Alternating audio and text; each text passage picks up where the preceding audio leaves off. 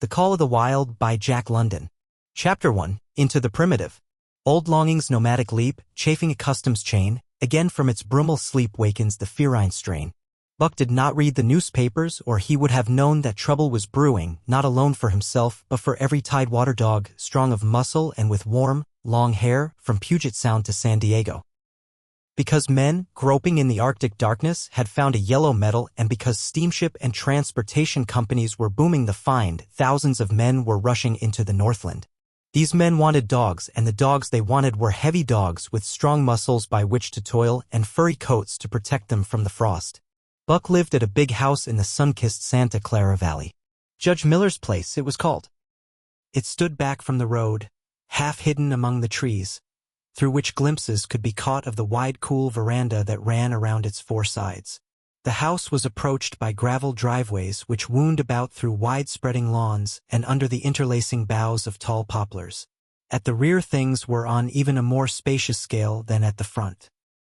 There were great stables where a dozen grooms and boys held forth, rows of vine-clad servants' cottages, an endless and orderly array of outhouses, long grape arbors, green pastures, orchards, and berry patches.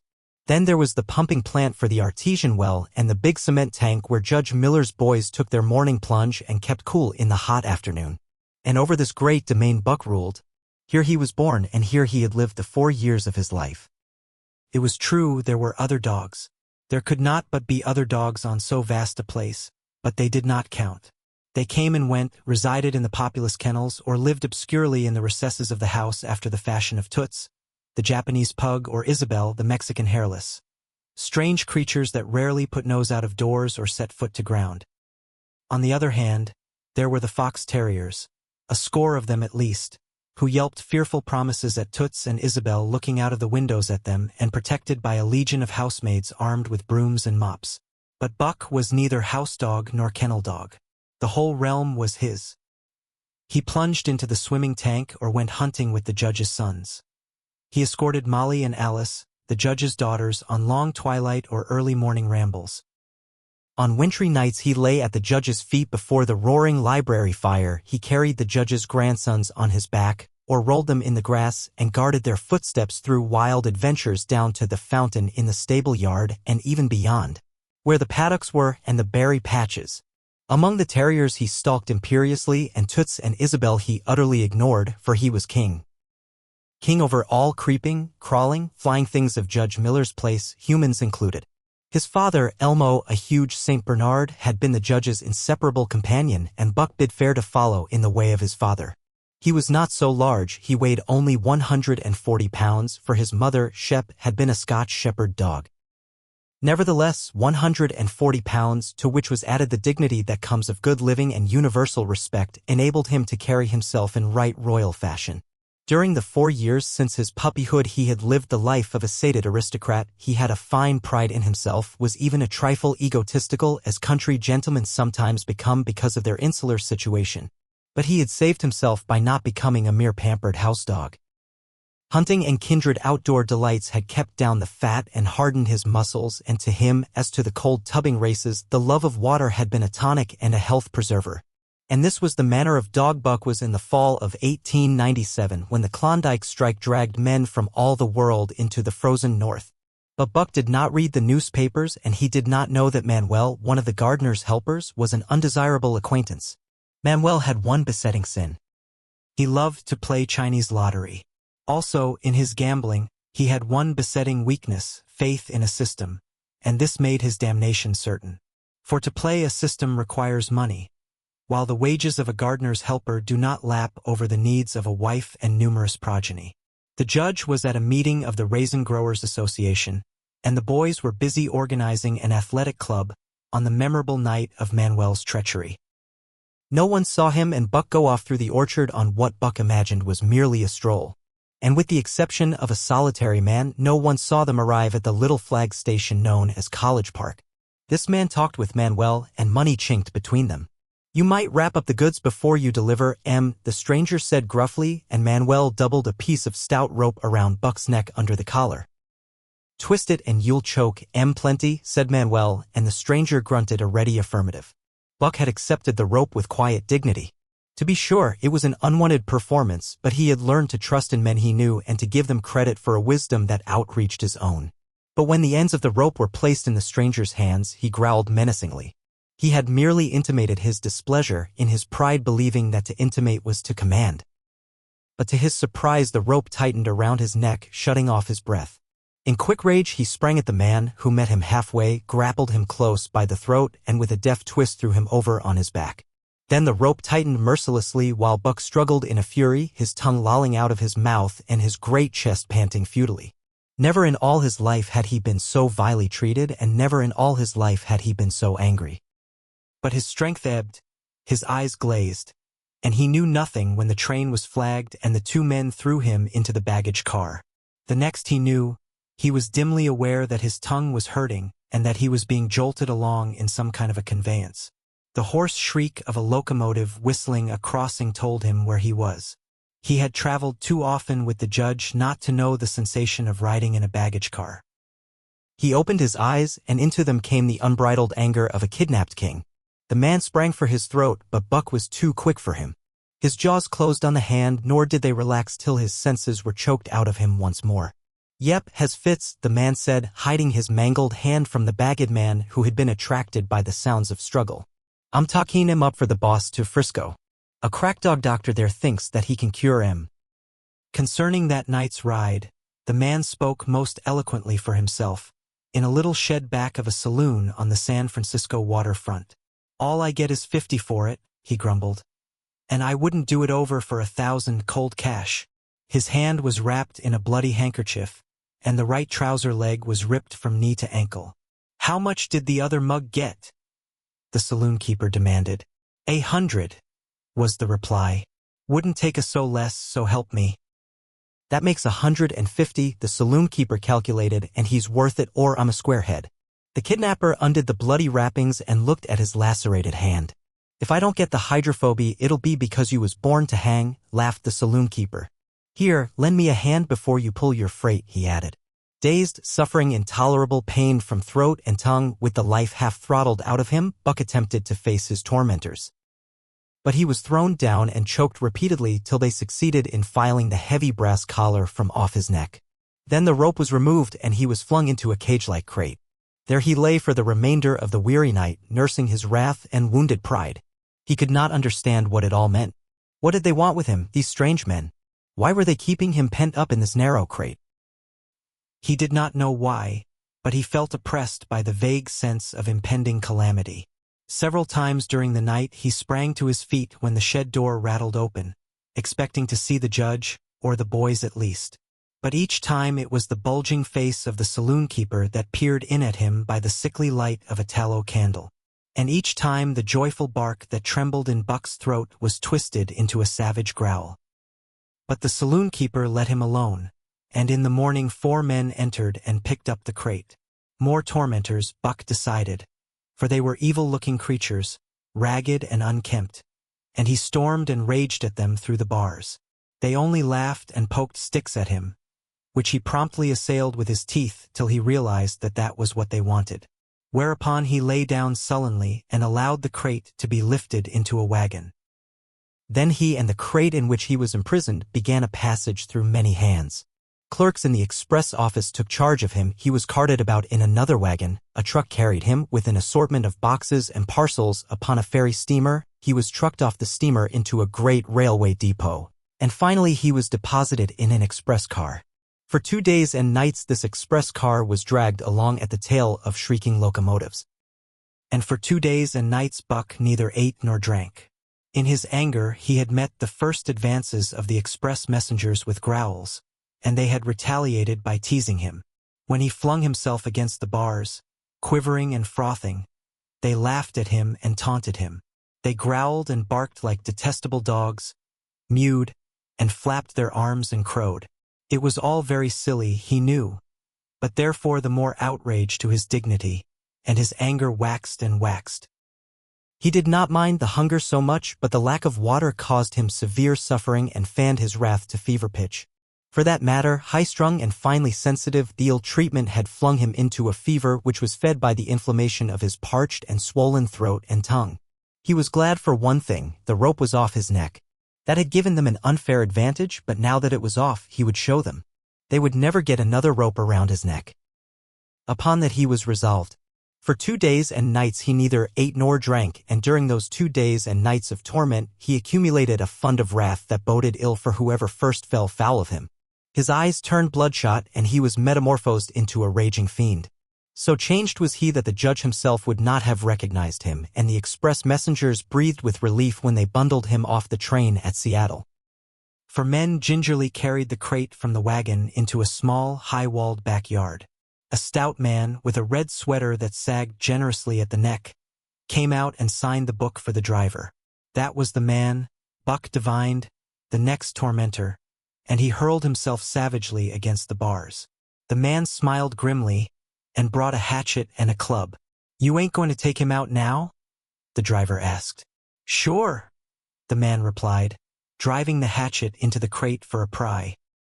There was an instantaneous scattering of the 4 men who had carried it in, and from safe perches on top the wall they prepared to watch the performance. Buck rushed at the splintering wood, sinking his teeth into it, surging and wrestling with it. Wherever the hatchet fell on the outside, he was there on the inside, snarling and growling, as furiously anxious to get out as the man in the red sweater was calmly intent on getting him out. "Now, you red-eyed devil," he said when he had made an opening sufficient for the passage of Buck's body. At the same time he dropped the hatchet and shifted the club to his right hand. And Buck was truly a red-eyed devil as he drew himself together for the spring, hair bristling, mouth foaming, a mad glitter in his bloodshot eyes. Straight at the man he launched his 140 pounds of fury, surcharged with the pent passion of 2 days and nights. In mid-air, just as his jaws were about to close on the man, he received a shock that checked his body and brought his teeth together with an agonizing clip. He whirled over, fetching the ground on his back and side. He had never been struck by a club in his life, and did not understand. With a snarl that was part bark and more scream, he was again on his feet and launched into the air. And again the shock came, and he was brought crushingly to the ground. This time he was aware that it was the club, but his madness knew no caution. A dozen times he charged, and as often the club broke the charge and smashed him down. After a particularly fierce blow, he crawled to his feet, too dazed to rush. He staggered limply about, the blood flowing from nose and mouth and ears, his beautiful coat sprayed and flecked with bloody slaver. Then the man advanced and deliberately dealt him a frightful blow on the nose. All the pain he had endured was as nothing compared with the exquisite agony of this. With a roar that was almost lion-like in its ferocity, he again hurled himself at the man. But the man, shifting the club from right to left, coolly caught him by the under jaw, at the same time wrenching downward and backward. Buck described a complete circle in the air and half of another, then crashed to the ground on his head and chest. For the last time he rushed. The man struck the shrewd blow he had purposely withheld for so long, and Buck crumpled up and went down, knocked utterly senseless. "He's no slouch at dog-breakin', that's what I say," one of the men on the wall cried enthusiastically. "Drew their break cayuses any day and twice on Sundays," was the reply of the driver, as he climbed on the wagon and started the horses. Buck's senses came back to him, but not his strength. He lay where he had fallen, and from there he watched the man in the red sweater. "Answers to the name of Buck," the man soliloquized, quoting from the saloon-keeper's letter which had announced the consignment of the crate and contents. "Well, Buck, my boy," he went on in a genial voice, "we've had our little ruction, and the best thing we can do is to let it go at that. You've learned your place, and I know mine. Be a good dog, and all'll go well and the goose hang high. Be a bad dog, and I'll whale the stuffin' out of you. Understand?" As he spoke, he fearlessly patted the head he had so mercilessly pounded, and though Buck's hair involuntarily bristled at touch of the hand, he endured it without protest. When the man brought him water he drank eagerly, and later bolted a generous meal of raw meat, chunk by chunk, from the man's hand. He was beaten, he knew that, but he was not broken. He saw, once for all, that he stood no chance against a man with a club. He had learned the lesson, and in all his afterlife he never forgot it. That club was a revelation. It was his introduction to the reign of primitive law, and he met the introduction halfway. The facts of life took on a fiercer aspect, and while he faced that aspect uncowed, he faced it with all the latent cunning of his nature aroused. As the days went by, other dogs came, in crates and at the ends of ropes, some docilely, and some raging and roaring as he had come. And, one and all, he watched them pass under the dominion of the man in the red sweater. Again and again, as he looked at each brutal performance, the lesson was driven home to Buck. A man with a club was a lawgiver, a master to be obeyed, though not necessarily conciliated. Of this last Buck was never guilty, though he did see beaten dogs that fawned upon the man, and wagged their tails and licked his hand. Also he saw one dog that would neither conciliate nor obey, finally killed in the struggle for mastery. Now and again men came, strangers who talked excitedly, wheedlingly, and in all kinds of fashions to the man in the red sweater. And at such times that money passed between them, the strangers took one or more of the dogs away with them. Buck wondered where they went, for they never came back, but the fear of the future was strong upon him, and he was glad each time when he was not selected. Yet his time came, in the end, in the form of a little weazened man who spat broken English and many strange and uncouth exclamations which Buck could not understand. "Sacredam!" he cried, when his eyes lit upon Buck. "Dat one damn bully dog. Eh, how much?"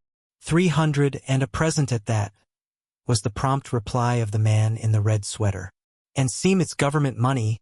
You ain't got no kick coming, eh, Perrault?" Perrault grinned. Considering that the price of dogs had been boomed skyward by the unwanted demand, it was not an unfair sum for so fine an animal. The Canadian government would be no loser, nor would its dispatches travel the slower. Perrault knew dogs, and when he looked at Buck he knew that he was 1 in 1,000. 1 in 10,000, he commented mentally.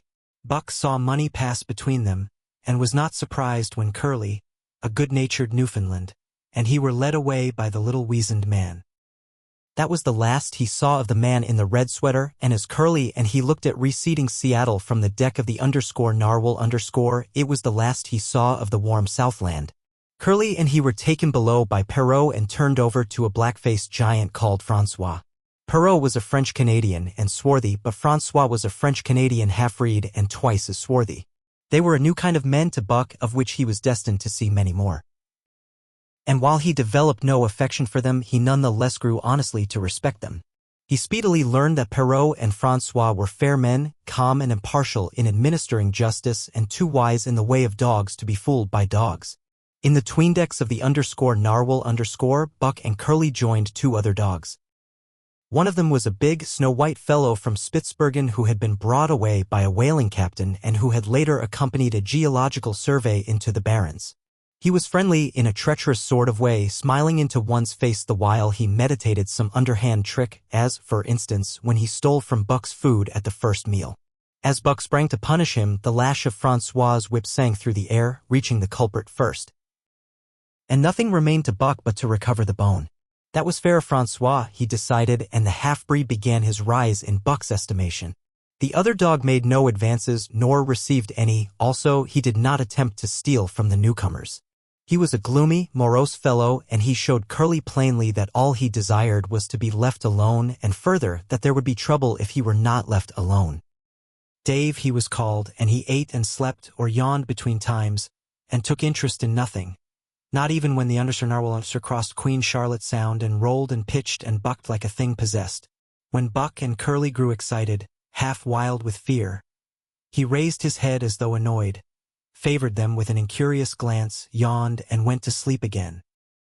Day and night the ship throbbed to the tireless pulse of the propeller, and though one day was very like another, it was apparent to Buck that the weather was steadily growing colder. At last, one morning, the propeller was quiet and the _narwhal_ was pervaded with an atmosphere of excitement. He felt it, as did the other dogs, and knew that a change was at hand. Francois leashed them and brought them on deck. At the first step upon the cold surface, Buck's feet sank into a white mushy something very like mud. He sprang back with a snort. More of this white stuff was falling through the air.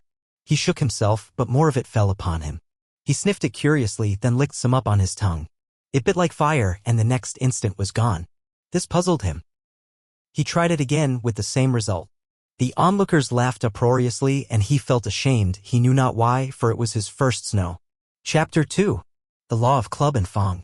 Buck's first day on the Dai beach was like a nightmare. Every hour was filled with shock and surprise. He had been suddenly jerked from the heart of civilization and flung into the heart of things primordial. No lazy, sun-kissed life was this, with nothing to do but loaf and be bored. Here was neither peace, nor rest, nor a moment's safety. All was confusion and action, and every moment life and limb were in peril. There was imperative need to be constantly alert, for these dogs and men were not town dogs and men. They were savages, all of them, who knew no law but the law of club and fong. He had never seen dogs fight as these wolfish creatures fought, and his first experience taught him an unforgettable lesson. It is true it was a vicarious experience, else he would not have lived to profit by it. Curly was the victim. They were camped near the log store, where she, in her friendly way, made advances to a husky dog the size of a full-grown wolf, though not half so large as she. There was no warning, only a leap in like a flash, a metallic clip of teeth, a leap out equally swift, and Curly's face was ripped open from eye to jaw. It was the wolf manner of fighting, to strike and leap away. But there was more to it than this. 30 or 40 huskies ran to the spot and surrounded the combatants in an intent and silent circle. Buck did not comprehend that silent intentness nor the eager way with which they were licking their chops. Curly rushed her antagonist, who struck again and leaped aside. He met her next rush with his chest in a peculiar fashion that tumbled her off her feet. She never regained them. This was what the onlooking huskies had waited for. They closed in upon her, snarling and yelping, and she was buried, screaming with agony, beneath the bristling mass of bodies. So sudden was it and so unexpected that Buck was taken aback. He saw Spitz run out his scarlet tongue in a way he had of laughing, and he saw Francois, swinging an axe, spring into the mess of dogs. 3 men with clubs were helping him to scatter them. It did not take long. 2 minutes from the time Curly went down, the last of her assailants were clubbed off. But she lay there limp and lifeless in the bloody, trampled snow, almost literally torn to pieces, the swart half-breed standing over her and cursing horribly. The scene often came back to Buck to trouble him in his sleep. So that was the way. No fair play. Once down, that was the end of you. Well, he would see to it that he never went down. Spitz ran out his tongue and laughed again, and from that moment Buck hated him with a bitter and deathless hatred. Before he had recovered from the shock caused by the tragic passing of Curly, he received another shock. Francois fastened upon him an arrangement of straps and buckles. It was a harness, such as he had seen the grooms put on the horses at home. And as he had seen horses work, so he was set to work, hauling Francois on a sled to the forest that fringed the valley, and returning with a load of firewood. Though his dignity was sorely hurt by thus being made a draft animal, he was too wise to rebel. He buckled down with a will and did his best, though it was all new and strange. Francois was stern, demanding instant obedience, and by virtue of his whip receiving instant obedience, while Dave, who was an experienced wheeler, nipped Buck's hindquarters whenever he was in error. Spitz was the leader, likewise experienced, and while he could not always get at Buck, he growled sharp reproof now and again, or cunningly threw his weight in the traces to jerk Buck into the way he should go. Buck learned easily, and under the combined tuition of his 2 mates and Francois made remarkable progress. Ere they returned to camp he knew enough to stop at Ho, to go ahead at Mush, to swing wide on the bends, and to keep clear of the wheeler when the loaded sled shot downhill at their heels. "Trivar good dogs," Francois told Perrault.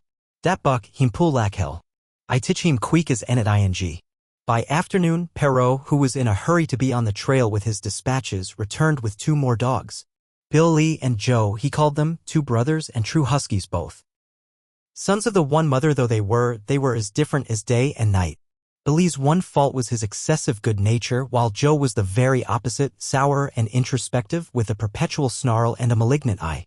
Buck received them in comradely fashion. Dave ignored them, while Spitz proceeded to thrash first one and then the other. Billy wagged his tail appeasingly, turned to run when he saw that appeasement was of no avail, and cried, still appeasingly, when Spitz's sharp teeth scored his flank. But no matter how Spitz circled, Joe whirled around on his heels to face him, mane bristling, ears laid back, lips writhing and snarling, jaws clipping together as fast as he could snap, and eyes diabolically gleaming, the incarnation of belligerent fear. So terrible was his appearance that Spitz was forced to forego disciplining him. But to cover his own discomfiture he turned upon the inoffensive and wailing Bill Lee and drove him to the confines of the camp. By evening Perrault secured another dog, an old husky, long and lean and gaunt, with a battle-scarred face and a single eye which flashed a warning of prowess that commanded respect. He was called Solex, which means the angry one. Like Dave, he asked nothing, gave nothing, expected nothing. And when he marched slowly and deliberately into their midst, even Spitz left him alone. He had one peculiarity which Buck was unlucky enough to discover. He did not like to be approached on his blind side. Of this offense Buck was unwittingly guilty, and the first knowledge he had of his indiscretion was when Solex whirled upon him and slashed his shoulder to the bone for 3 inches up and down.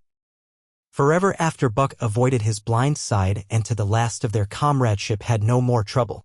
His only apparent ambition, like Dave's, was to be left alone, though, as Buck was afterward to learn, each of them possessed one other and even more vital ambition.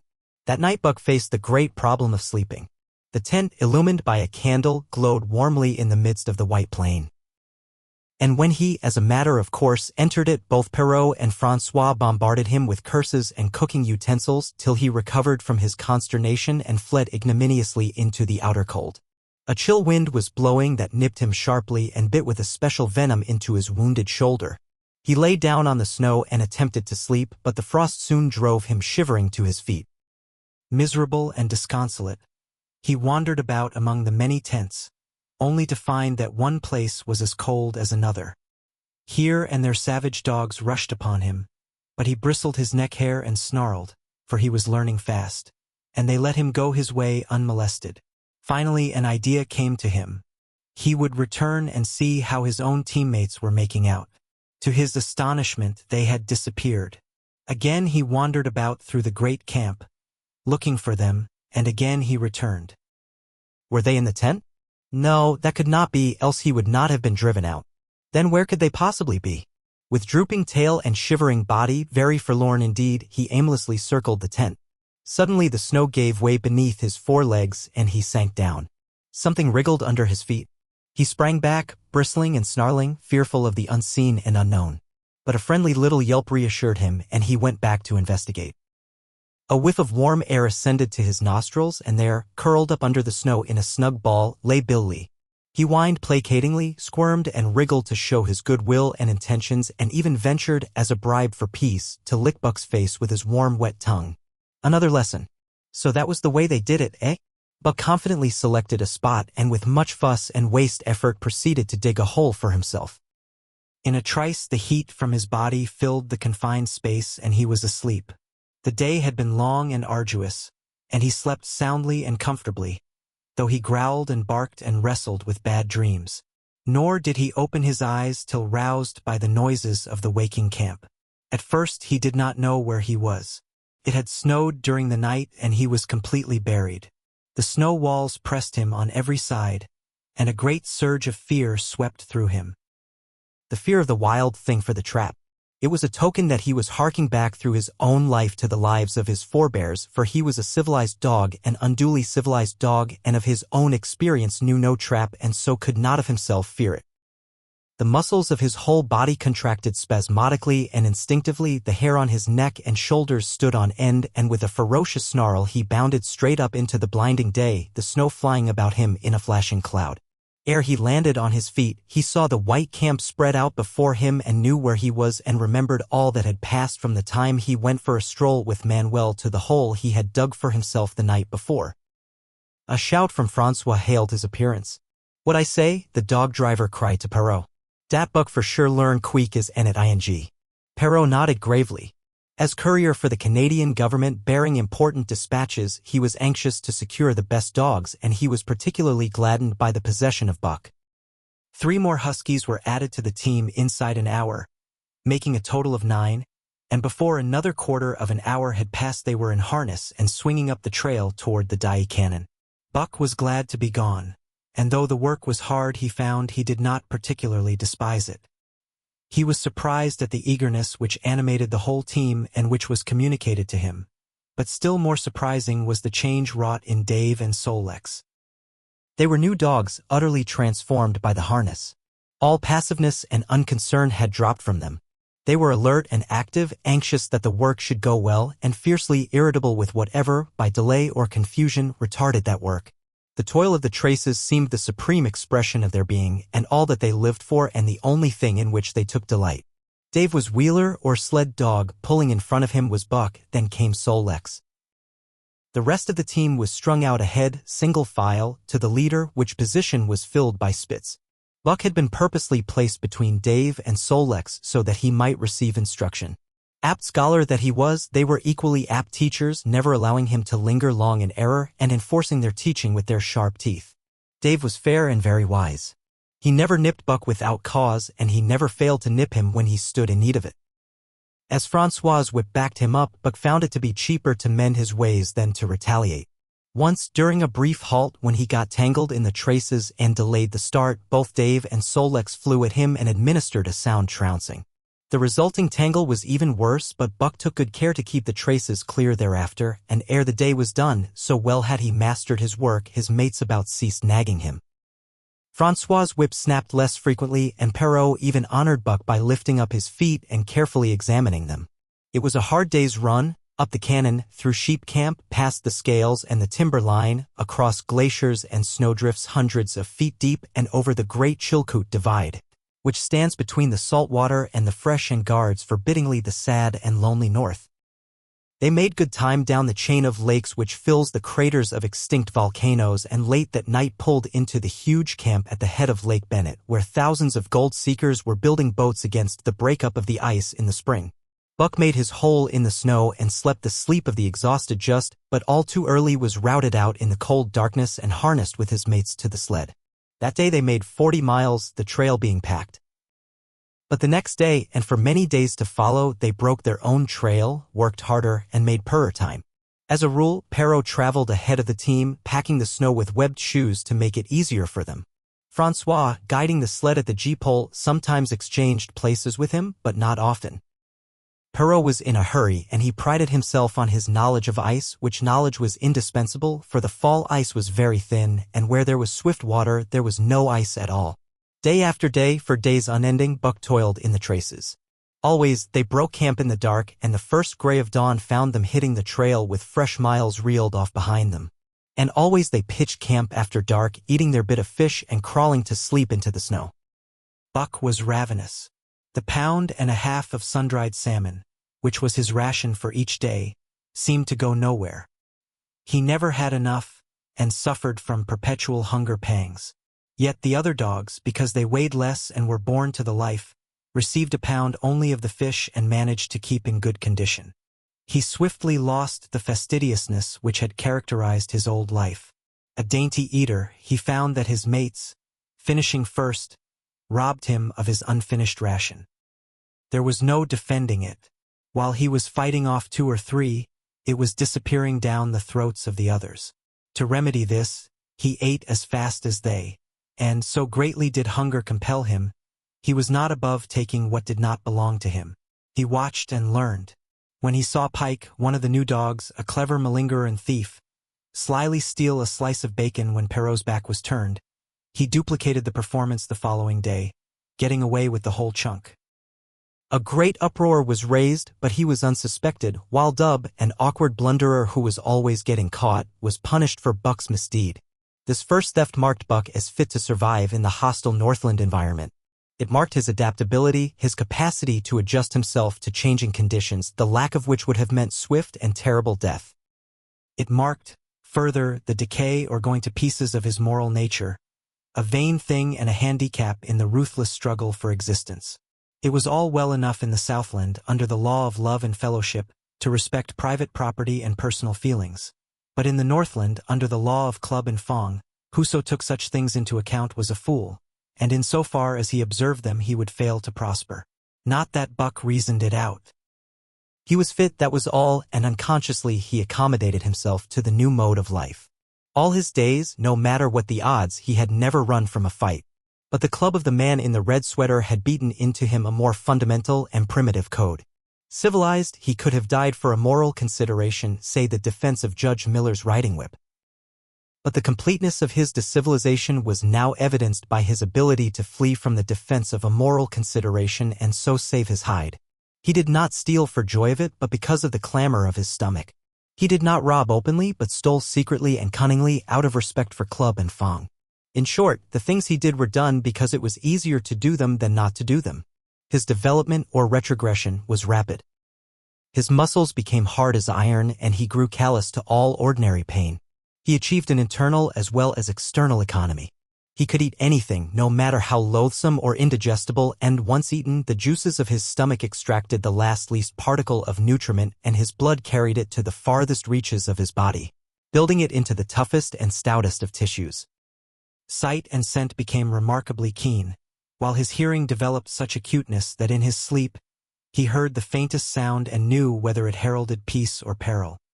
He learned to bite the ice out with his teeth when it collected between his toes, and when he was thirsty and there was a thick scum of ice over the water hole, he would break it by rearing and striking it with stiff forelegs. His most conspicuous trait was an ability to scent the wind and forecast it a night in advance. No matter how breathless the air when he dug his nest by tree or bank, the wind that later blew inevitably found him to leeward, sheltered and snug. And not only did he learn by experience, but instincts long dead became alive again. The domesticated generations fell from him. In vague ways he remembered back to the youth of the breed, to the time the wild dogs ranged in packs through the primeval forest and killed their meat as they ran it down. It was no task for him to learn to fight with cut and slash and the quick wolf snap. In this manner had fought forgotten ancestors. They quickened the old life within him, and the old tricks which they had stamped into the heredity of the breed were his tricks. They came to him without effort or discovery, as though they had been his always. And when, on the still cold nights, he pointed his nose at a star and howled long and wolf-like, it was his ancestors, dead and dust, pointing nose at star and howling down through the centuries and through him. And his cadences were their cadences, the cadences which voiced their woe, and what to them was the meaning of the stiffness and the cold and dark. Thus, as token of what a puppet thing life is, the ancient song surged through him and he came into his own again. And he came because men had found a yellow metal in the north, and because Manuel was a gardener's helper whose wages did not lap over the needs of his wife and divers small copies of himself. Chapter 3. The Dominant Primordial Beast. The dominant primordial beast was strong in buck, and under the fierce conditions of trail life it grew and grew. Yet it was a secret growth. His newborn cunning gave him poise and control. He was too busy adjusting himself to the new life to feel at ease, and not only did he not pick fights, but he avoided them whenever possible. A certain deliberateness characterized his attitude. He was not prone to rashness and precipitate action, and in the bitter hatred between him and Spitz he betrayed no impatience, shunned all offensive acts. On the other hand, possibly because he divined in Buck a dangerous rival, Spitz never lost an opportunity of showing his teeth. He even went out of his way to bully Buck, striving constantly to start the fight which could end only in the death of one or the other. Early in the trip this might have taken place had it not been for an unwanted accident. At the end of this day they made a bleak and miserable camp on the shore of Lake Labarge. Driving snow, a wind that cut like a white-hot knife, and darkness had forced them to grope for a camping place. They could hardly have fared worse. At their backs rose a perpendicular wall of rock, and Perrault and Francois were compelled to make their fire and spread their sleeping robes on the ice of the lake itself. The tent they had discarded at Dai in order to travel light. A few sticks of driftwood furnished them with a fire that thawed down through the ice and left them to eat supper in the dark. Close in under the sheltering rock, Buck made his nest. So snug and warm was it, that he was loath to leave it when Francois distributed the fish which he had first thawed over the fire. But when Buck finished his ration and returned, he found his nest occupied. A warning snarl told him that the trespasser was Spitz. Till now Buck had avoided trouble with his enemy, but this was too much. The beast in him roared.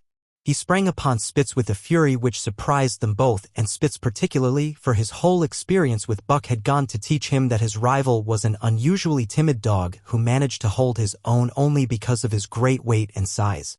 Francois was surprised, too, when they shot out in a tangle from the disrupted nest, and he divined the cause of the trouble. "Ah!" he cried to Buck. "Jif it to him, by gar. Jif it to him, the dirty thief." Spitz was equally willing. He was crying with sheer rage and eagerness as he circled back and forth for a chance to spring in. Buck was no less eager, and no less cautious, as he likewise circled back and forth for the advantage. But it was then that the unexpected happened, the thing which projected their struggle for supremacy far into the future, past many a weary mile of trail and toil. An oath from Perrault, the resounding impact of a club upon a bony frame, and a shrill yelp of pain, heralded the breaking forth of pandemonium. The camp was suddenly discovered to be alive with skulking furry forms. Starving huskies, 4 or 5 score of them, who had scented the camp from some Indian village. They had crept in while Buck and Spitz were fighting, and when the 2 men sprang among them with stout clubs they showed their teeth and fought back. They were crazed by the smell of the food. Perrault found one with head buried in the grub box. His club landed heavily on the gaunt ribs and the grub box was capsized on the ground. On the instant a score of the famished brutes were scrambling for the bread and bacon. The clubs fell upon them unheeded. They yelped and howled under the rain of blows but struggled none the less madly till the last crumb had been devoured. In the meantime the astonished team dogs had burst out of their nests only to be set upon by the fierce invaders.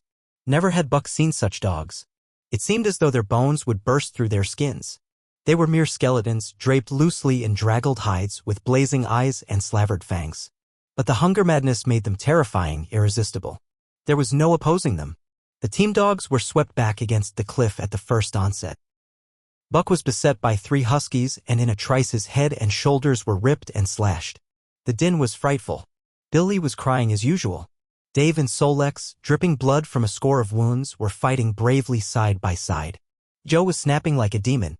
Once his teeth closed on the foreleg of a husky and he crunched down through the bone. Pike, the malingerer, leaped upon the crippled animal, breaking its neck with a quick flash of teeth and a jerk. Buck got a frothing adversary by the throat, and was sprayed with blood when his teeth sank through the jugular. The warm taste of it in his mouth goaded him to greater fierceness. He flung himself upon another, and at the same time felt teeth sink into his own throat. It was Spitz treacherously attacking from the side. Perrault and Francois, having cleaned out their part of the camp, hurried to save their sled dogs. The wild wave of famished beasts rolled back before them, and Buck shook himself free. But it was only for a moment. The 2 men were compelled to run back to save the grub, upon which the huskies returned to the attack on the team. Billy, terrified into bravery, sprang through the savage circle and fled away over the ice. Pike and Dub followed on his heels, with the rest of the team behind. As Buck drew himself together to spring after them, out of the tail of his eye, he saw Spitz rush upon him with the evident intention of overthrowing him. Once off his feet and under that mass of huskies, there was no hope for him. But he braced himself to the shock of Spitz's charge, then joined the flight out on the lake. Later, the 9 team dogs gathered together and sought shelter in the forest. Though unpursued, they were in a sorry plight. There was not one who was not wounded in 4 or 5 places, while some were wounded grievously. Dub was badly injured in a hind leg. Dolly, the last husky added to the team at Dyea, had a badly torn throat. Joe had lost an eye, while Bill Lee, the good-natured, with an ear chewed and rent to ribbons, cried and whimpered throughout the night. At daybreak they limped warily back to camp, to find the marauders gone and the 2 men in bad tempers. Fully half their grub supply was gone. The huskies had chewed through the sled lashings and canvas coverings. In fact, nothing, no matter how remotely eatable, had escaped them. They had eaten a pair of Perrault's moose-hide moccasins, chunks out of the leather traces, and even 2 feet of lash from the end of Francois's whip. He broke from a mournful contemplation of it to look over his wounded dogs. "Ah, my friends," he said softly, "mebit mek you mad dog, dose many bites. Meb all mad dog, sacredam? What you think, Perrault?" The courier shook his head dubiously. With 400 miles of trail still between him and Dawson, he could ill afford to have madness break out among his dogs. 2 hours of cursing and exertion got the harnesses into shape, and the wound-stiffened team was underway, struggling painfully over the hardest part of the trail they had yet encountered, and for that matter, the hardest between them and Dawson.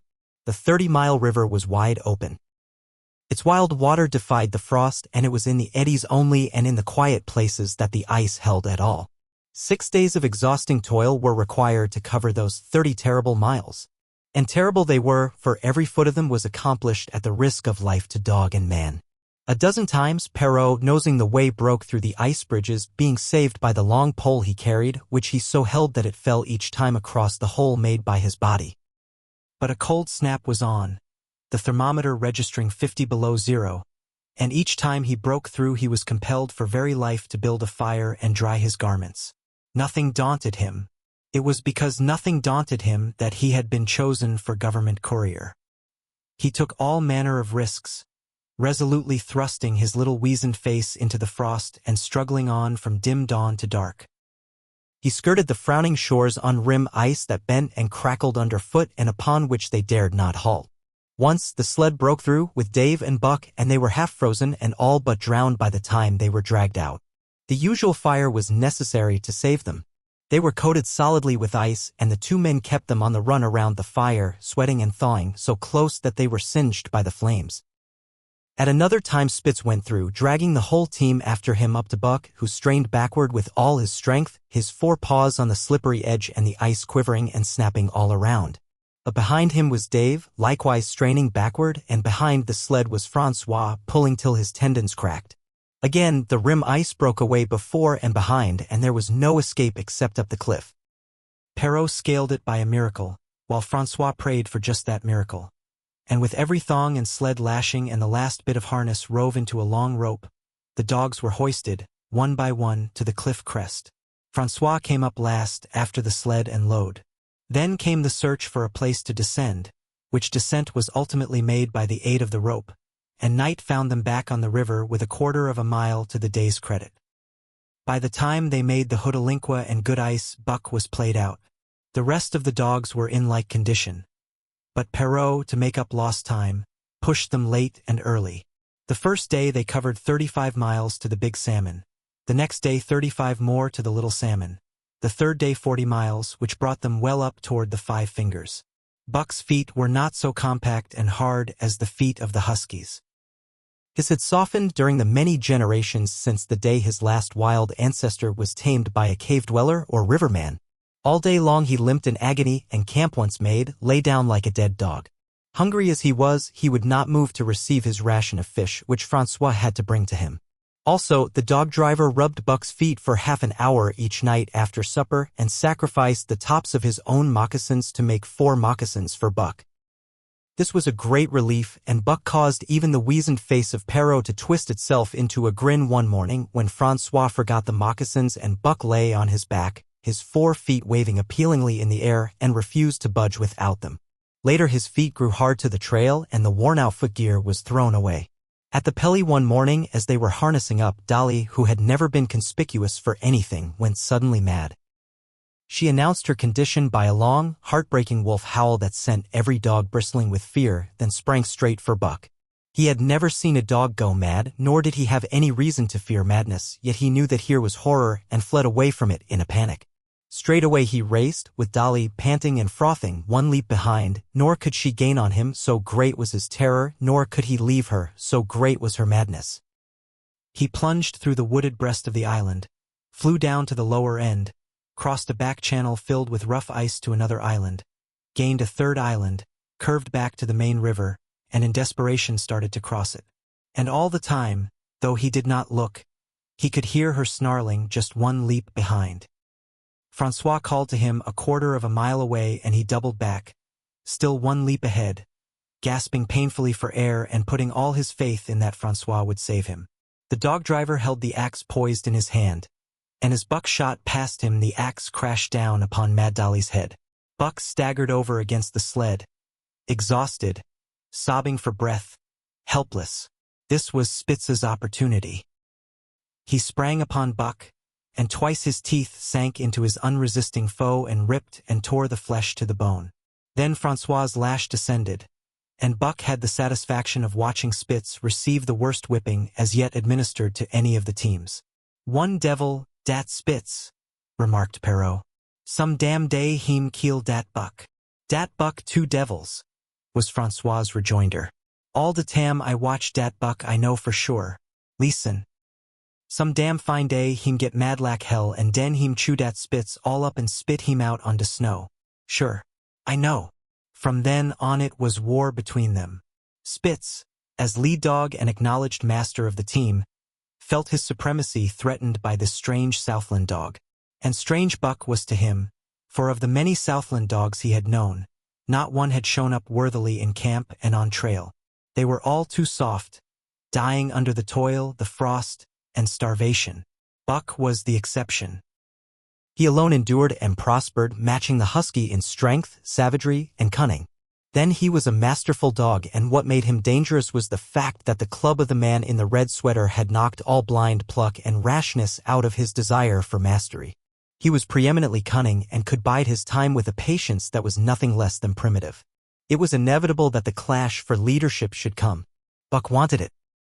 He wanted it because it was his nature, because he had been gripped tight by that nameless, incomprehensible pride of the trail and trace, that pride which holds dogs in the toil to the last gasp, which lures them to die joyfully in the harness, and breaks their hearts if they are cut out of the harness. This was the pride of Dave as wheel dog, of Solex as he pulled with all his strength. The pride that laid hold of them at break of camp, transforming them from sour and sullen brutes into straining, eager, ambitious creatures, the pride that spurred them on all day and dropped them at pitch of camp at night, letting them fall back into gloomy unrest and uncontent. This was the pride that bore up Spitz and made him thrash the sled dogs who blundered and shirked in the traces or hid away at harness-up time in the morning. Likewise, it was this pride that made him fear Buck as a possible lead dog. And this was Buck's pride too.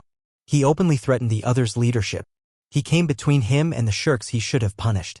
And he did it deliberately. One night there was a heavy snowfall, and in the morning Pike, the malingerer, did not appear. He was securely hidden in his nest under a foot of snow. Francois called him and sought him in vain. Spitz was wild with wrath. He raged through the camp, smelling and digging in every likely place, snarling so frightfully that Pike heard and shivered in his hiding place. But when he was at last unearthed, and Spitz flew at him to punish him, Buck flew with equal rage in between. So unexpected was it, and so shrewdly managed, that Spitz was hurled backward and off his feet. Pike, who had been trembling abjectly, took heart at this open mutiny, and sprang upon his overthrown leader. Buck, to whom fair play was a forgotten code, likewise sprang upon Spitz. But Francois, chuckling at the incident while unswerving in the administration of justice, brought his lash down upon Buck with all his might. This failed to drive Buck from his prostrate rival, and the butt of the whip was brought into play. Half stunned by the blow, Buck was knocked backward and the lash laid upon him again and again, while Spitz soundly punished the many times offending Pike. In the days that followed, as Dawson grew closer and closer, Buck still continued to interfere between Spitz and the culprits. But he did it craftily when Francois was not around. With the covert mutiny of Buck, a general insubordination sprang up and increased. Dave and Solex were unaffected, but the rest of the team went from bad to worse. Things no longer went right. There was continual bickering and jangling. Trouble was always afoot, and at the bottom of it was Buck. He kept Francois busy, for the dog driver was in constant apprehension of the life-and-death struggle between the two, which he knew must take place sooner or later. And on more than one night the sounds of quarreling and strife among the other dogs turned him out of his sleeping robe, fearful that Buck and Spitz were at it. But the opportunity did not present itself, and they pulled into Dawson one dreary afternoon with the great fight still to come.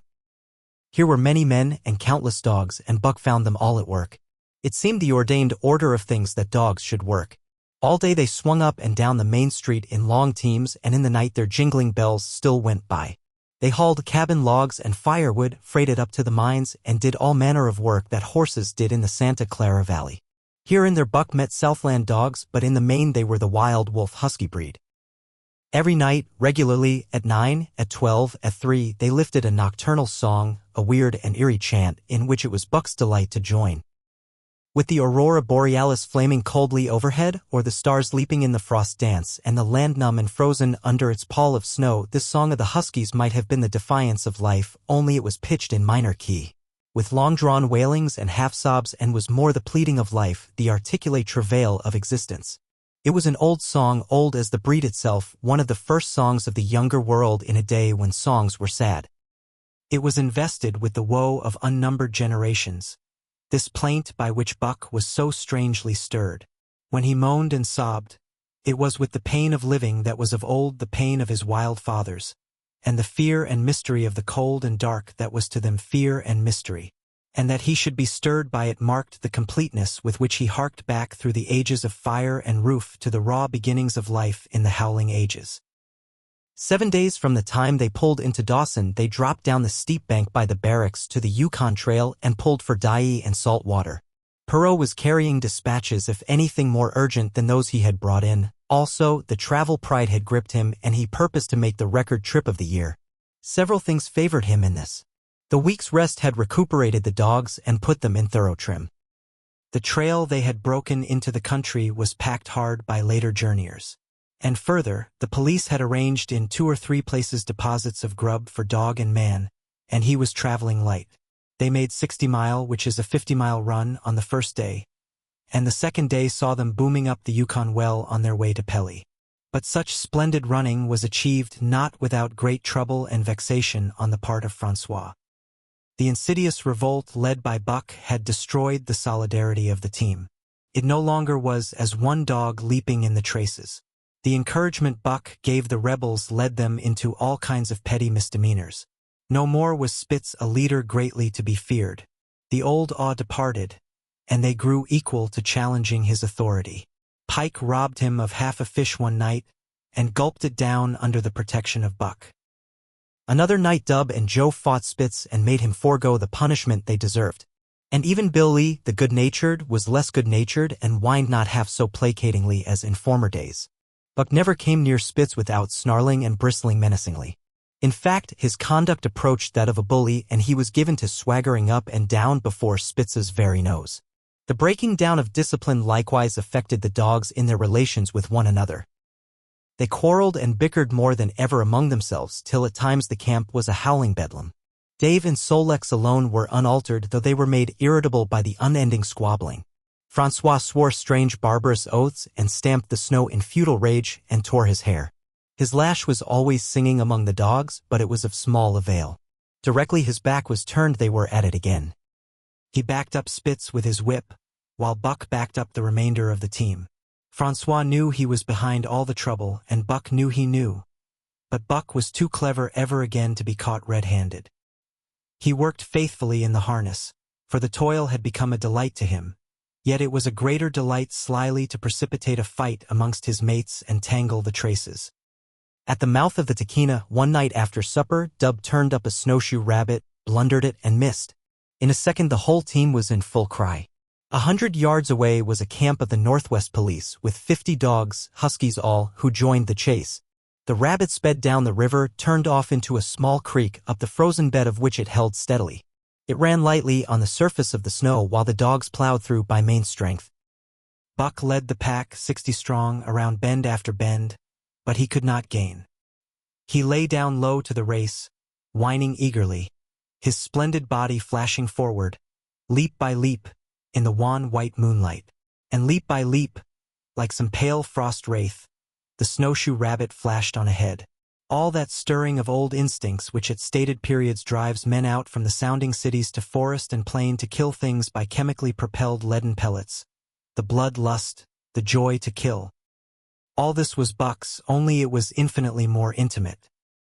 He was ranging at the head of the pack, running the wild thing down, the living meat, to kill with his own teeth and wash his muzzle to the eyes in warm blood. There is an ecstasy that marks the summit of life, and beyond which life cannot rise. And such is the paradox of living. This ecstasy comes when one is most alive, and it comes as a complete forgetfulness that one is alive. This ecstasy, this forgetfulness of living, comes to the artist, caught up and out of himself in a sheet of flame. It comes to the soldier, war-mad on a stricken field and refusing quarter, and it came to Buck, leading the pack, sounding the old wolf cry, straining after the food that was alive and that fled swiftly before him through the moonlight. He was sounding the deeps of his nature and of the parts of his nature that were deeper than he, going back into the womb of time.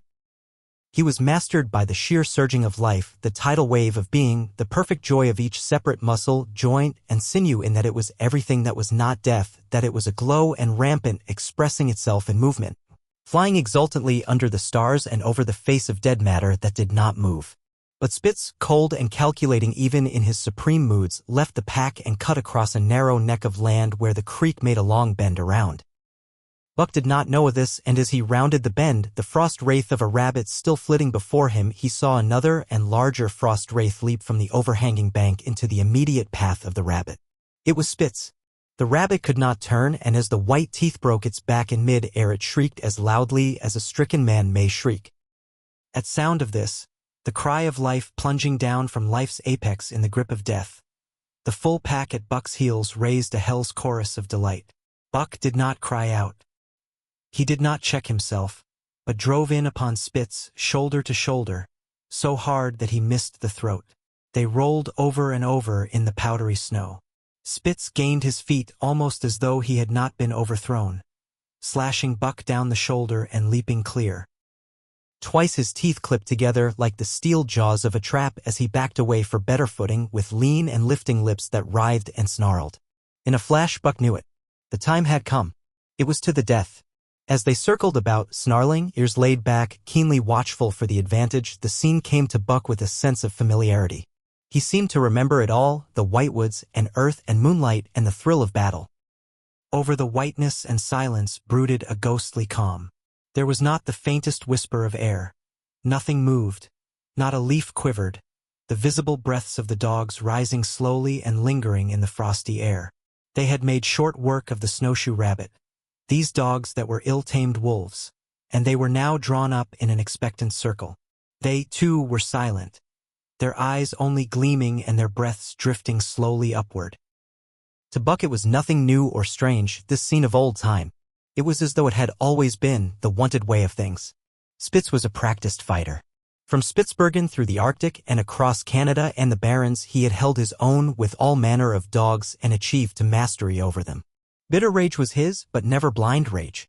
In passion to rend and destroy, he never forgot that his enemy was in like passion to rend and destroy.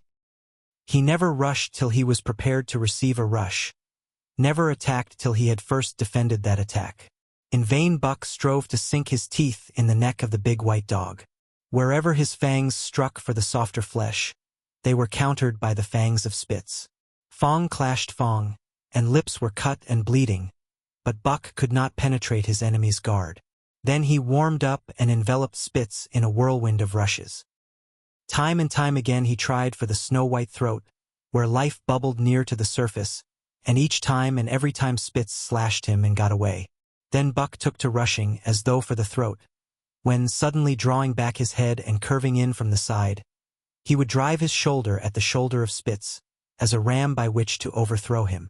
But instead, Buck's shoulder was slashed down each time as Spitz leaped lightly away. Spitz was untouched while Buck was streaming with blood and panting hard. The fight was growing desperate, and all the while the silent and wolfish circle waited to finish off whichever dog went down. As Buck grew winded, Spitz took to rushing, and he kept him staggering for footing. Once Buck went over, and the whole circle of 60 dogs started up, but he recovered himself almost in mid-air, and the circle sank down again and waited. But Buck possessed a quality that made for greatness. Imagination. He fought by instinct, but he could fight by head as well. He rushed as though attempting the old shoulder trick, but at the last instant swept low to the snow and in. His teeth closed on Spitz's left foreleg. There was a crunch of breaking bone, and the white dog faced him on 3 legs. Thrice he tried to knock him over, then repeated the trick and broke the right foreleg. Despite the pain and helplessness, Spitz struggled madly to keep up. He saw the silent circle, with gleaming eyes, lolling tongues, and silvery breaths drifting upward, closing in upon him as he had seen similar circles close in upon beaten antagonists in the past. Only this time he was the one who was beaten. There was no hope for him. Buck was inexorable. Mercy was a thing reserved for gentler climes. He maneuvered for the final rush.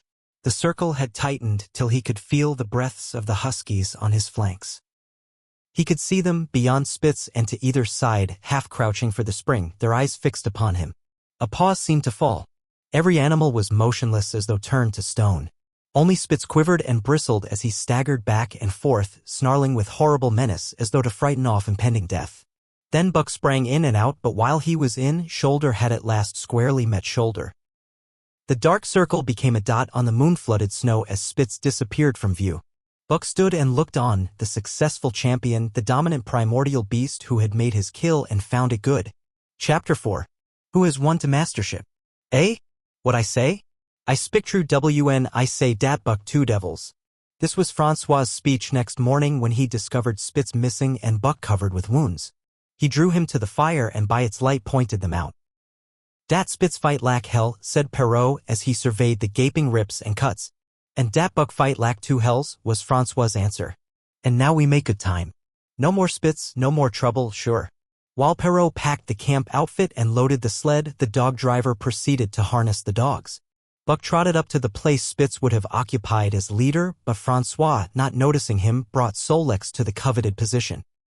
In his judgment, Solex was the best lead dog left. Buck sprang upon Solex in a fury, driving him back and standing in his place. Eh? Eh? Francois cried, slapping his thighs gleefully. Look at dat Buck. Him kill dat Spitz, him teeing to take the job. Go away, Chook, he cried, but Buck refused to budge. He took Buck by the scruff of the neck and though the dog growled threateningly, dragged him to one side and replaced Solex. The old dog did not like it and showed plainly that he was afraid of Buck. Francois was obdurate, but when he turned his back, Buck again displaced Solex, who was not at all unwilling to go. Francois was angry. Now by gar, I fix you, he cried, coming back with a heavy club in his hand. Buck remembered the man in the red sweater and retreated slowly, nor did he attempt to charge in when Solex was once more brought forward. But he circled just beyond the range of the club, snarling with bitterness and rage, and while he circled he watched the club so as to dodge it if thrown by Francois, for he was become wise in the way of clubs. The driver went about his work and he called to Buck when he was ready to put him in his old place in front of Dave. Buck retreated 2 or 3 steps. Francois followed him up, whereupon he again retreated. After some time of this, Francois threw down the club, thinking that Buck feared a thrashing. But Buck was in open revolt. He wanted not to escape a clubbing but to have the leadership. It was his by right. He had earned it and he would not be content with less. Perrault took a hand. Between them they ran him about for the better part of an hour. They threw clubs at him. He dodged. They cursed him and his fathers and mothers before him, and all his seed to come after him down to the remotest generation, and every hair on his body and drop of blood in his veins. And he answered curse with snarl and kept out of their reach. He did not try to run away, but retreated around and around the camp, advertising plainly that when his desire was met, he would come in and be good. Francois sat down and scratched his head. Perrault looked at his watch and swore. Time was flying, and they should have been on the trail an hour gone. Francois scratched his head again. He shook it and grinned sheepishly at the courier, who shrugged his shoulders in sign that they were beaten. Then Francois went up to where Solex stood and called to Buck. Buck laughed, as dogs laugh, yet kept his distance. Francois unfastened Solex's traces and put him back in his old place. The team stood harnessed to the sled in an unbroken line, ready for the trail. There was no place for Buck save at the front. Once more Francois called, and once more Buck laughed and kept away. "Throw down the club," Perrault commanded. Francois complied, whereupon Buck trotted in, laughing triumphantly, and swung around into position at the head of the team. His traces were fastened, the sled broken out, and with both men running they dashed out on to the river trail. Highly as the dog driver had forevalued Buck with his 2 devils, he found, while the day was yet young, that he had undervalued. At a bound Buck took up the duties of leadership, and where judgment was required and quick thinking and quick acting, he showed himself the superior even of Spitz, of whom Francois had never seen an equal. But it was in giving the law and making his mates live up to it that Buck excelled. Dave and Solex did not mind the change in leadership. It was none of their business. Their business was to toil and toil mightily in the traces. So long as that were not interfered with, they did not care what happened. Bill Lee, the good-natured, could lead for all they cared, so long as he kept order. The rest of the team, however, had grown unruly during the last days of Spitz, and their surprise was great now that Buck proceeded to lick them into shape.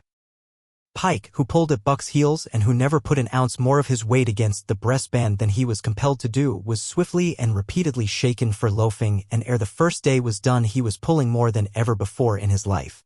The first night in camp, Joe, the sour one, was punished roundly, a thing that Spitz had never succeeded in doing. Buck simply smothered him by virtue of superior weight and cut him up till he ceased snapping and began to whine for mercy. The general tone of the team picked up immediately. It recovered its old-time solidarity, and once more the dogs leaped as one dog in the traces. At the rink rapids, 2 native huskies, Teak and Kuna, were added, and the celerity with which Buck broke them in took away Francois's breath. "Never such a dog as dat, Buck," he cried. "No, never. Heem worth $1,000, by gar." "Eh? What you say, Perrault?" And Perrault nodded. He was ahead of the record then and gaining day by day. The trail was in excellent condition, well packed and hard, and there was no new fallen snow with which to contend. It was not too cold. The temperature dropped to 50 below zero and remained there the whole trip.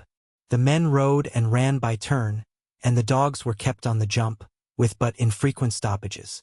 The 30-mile river was comparatively coated with ice, and they covered in one day going out what had taken them 10 days coming in. In one run they made a 60-mile dash from the foot of Lake Labarge to the White Horse Rapids. Across Marsh, Tagish, and Bennett, 70 miles of lakes, they flew so fast that the man whose turn it was to run towed behind the sled at the end of a rope. And on the last night of the second week they topped White Pass and dropped down the sea slope with the lights of Skagway and of the shipping at their feet. It was a record run. Each day for 14 days they had averaged 40 miles. For 3 days Perrault and Francois threw chests up and down the main street of Skagway and were deluged with invitations to drink, while the team was the constant center of a worshipful crowd of dogbusters and mushers. Then 3 or 4 Western bad men aspired to clean out the town, were riddled like pepper boxes for their pains, and public interest turned to other idols. Next came official orders. Francois called Buck to him, threw his arms around him, wept over him. And that was the last of Francois and Perrault. Like other men, they passed out of Buck's life for good. A Scotch half-breed took charge of him and his mates, and in company with a dozen other dog teams he started back over the weary trail to Dawson. It was no light running now, nor record time, but heavy toil each day, with a heavy load behind, for this was the mail train carrying word from the world to the men who sought gold under the shadow of the pole. Buck did not like it, but he bore up well to the work, taking pride in it after the manner of Dave and Sol-Lex, and seeing that his mates, whether they prided in it or not, did their fair share. It was a monotonous life, operating with machine-like regularity. One day was very like another. At a certain time each morning the cooks turned out, fires were built, and breakfast was eaten. Then, while some broke camp, others harnessed the dogs, and they were under way an hour or so before the darkness fell which gave warning of dawn. At night camp was made. Some pitched the flies, others cut firewood and pine boughs for the beds, and still others carried water or ice for the cooks. Also, the dogs were fed. To them this was the one feature of the day, though it was good to loaf around after the fish was eaten for an hour or so with the other dogs, of which there were 50 and odd. There were fierce fighters among them, but 3 battles with the fiercest brought Buck to mastery, so that when he bristled and showed his teeth they got out of his way. Best of all, perhaps, he loved to lie near the fire, hind legs crouched under him, for legs stretched out in front, head raised, and eyes blinking dreamily at the flames. Sometimes he thought of Judge Miller's big house in the sun-kissed Santa Clara Valley, and of the cement swimming tank, and Isabel, the Mexican hairless, and Toots, the Japanese pug. But oftener he remembered the man in the red sweater, the death of Curly, the great fight with Spitz, and the good things he had eaten or would like to eat. He was not homesick. The sunland was very dim and distant, and such memories had no power over him. Far more potent were the memories of his heredity that gave things he had never seen before a seeming familiarity, the instincts, which were but the memories of his ancestors become habits, which had lapsed in later days, and still later, in him, quickened and become alive again. Sometimes as he crouched there, blinking dreamily at the flames, it seemed that the flames were of another fire, and that as he crouched by this other fire he saw another and different man from the half-breed cook before him. This other man was shorter of leg and longer of arm, with muscles that were stringy and knotty rather than rounded and swelling. The hair of this man was long and matted, and his head slanted back under it from the eyes. He uttered strange sounds and seemed very much afraid of the darkness, into which he peered continually, clutching in his hand, which hung midway between knee and foot, a stick with a heavy stone made fast to the end. He was all but naked, a ragged and fire-scorched skin hanging part way down his back, but on his body there was much hair. In some places, across the chest and shoulders and down the outside of the arms and thighs, it was matted into almost a thick fur. He did not stand erect, but with trunk inclined forward from the hips on legs that bent at the knees. About his body there was a peculiar springiness or resiliency, almost cat-like, and a quick alertness as of one who lived in perpetual fear of things seen and unseen. At other times this hairy man squatted by the fire with head between his legs and slept. On such occasions his elbows were on his knees, his hands clasped above his head as though to shed rain by the hairy arms.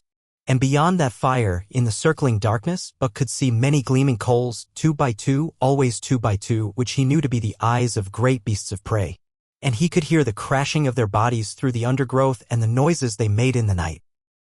And dreaming there by the Yukon bank, with lazy eyes blinking at the fire, these sounds and sights of another world would make the hair to rise along his back and stand on end across his shoulders and up his neck, till he whimpered low and suppressedly or growled softly. And the half-breed cook shouted at him, "Hey, you Buck, wake up!" Whereupon the other world would vanish and the real world come into his eyes, and he would get up and yawn and stretch as though he had been asleep. It was a hard trip with the mail behind them, and the heavy work wore them down. They were short of weight and in poor condition when they made Dawson, and should have had a 10 days or a week's rest at least. But in 2 days' time they dropped down the Yukon bank from the barracks, loaded with letters for the outside. The dogs were tired, the drivers grumbling, and to make matters worse, it snowed every day. This meant a soft trail, greater friction on the runners, and heavier pulling for the dogs. Yet the drivers were fair through it all, and did their best for the animals. Each night the dogs were attended to first. They ate before the drivers ate, and no man sought his sleeping robe till he had seen to the feet of the dogs he drove. Still, their strength went down. Since the beginning of the winter they had traveled 1,800 miles, dragging sleds the whole weary distance, and 1,800 miles will tell upon life of the toughest. Buck stood it, keeping his mates up to their work and maintaining discipline, though he, too, was very tired. Billy cried and whimpered regularly in his sleep each night. Joe was sourer than ever, and Solex was unapproachable, blind side or other side. But it was Dave who suffered most of all. Something had gone wrong with him. He became more morose and irritable, and when camp was pitched at once made his nest where his driver fed him. Once out of the harness and down, he did not get on his feet again till harness-up time in the morning. Sometimes in the traces, when jerked by a sudden stoppage of the sled, or by straining to start it, he would cry out with pain. The driver examined him but could find nothing. All the drivers became interested in his case. They talked it over at mealtime and over their last pipes before going to bed, and one night they held a consultation. He was brought from his nest to the fire and was pressed and prodded till he cried out many times. Something was wrong inside, but they could locate no broken bones, could not make it out. By the time Cassiar Bar was reached, he was so weak that he was falling repeatedly in the traces. The Scotch half-breed called a halt and took him out of the team, making the next dog, Solex, fast to the sled. His intention was to rest Dave, letting him run free behind the sled. Sick as he was, Dave resented being taken out, grunting and growling while the traces were unfastened, and whimpering broken-heartedly when he saw Solex in the position he had held and served so long. For the pride of trace and trail was his, and, sick unto death, he could not bear that another dog should do his work.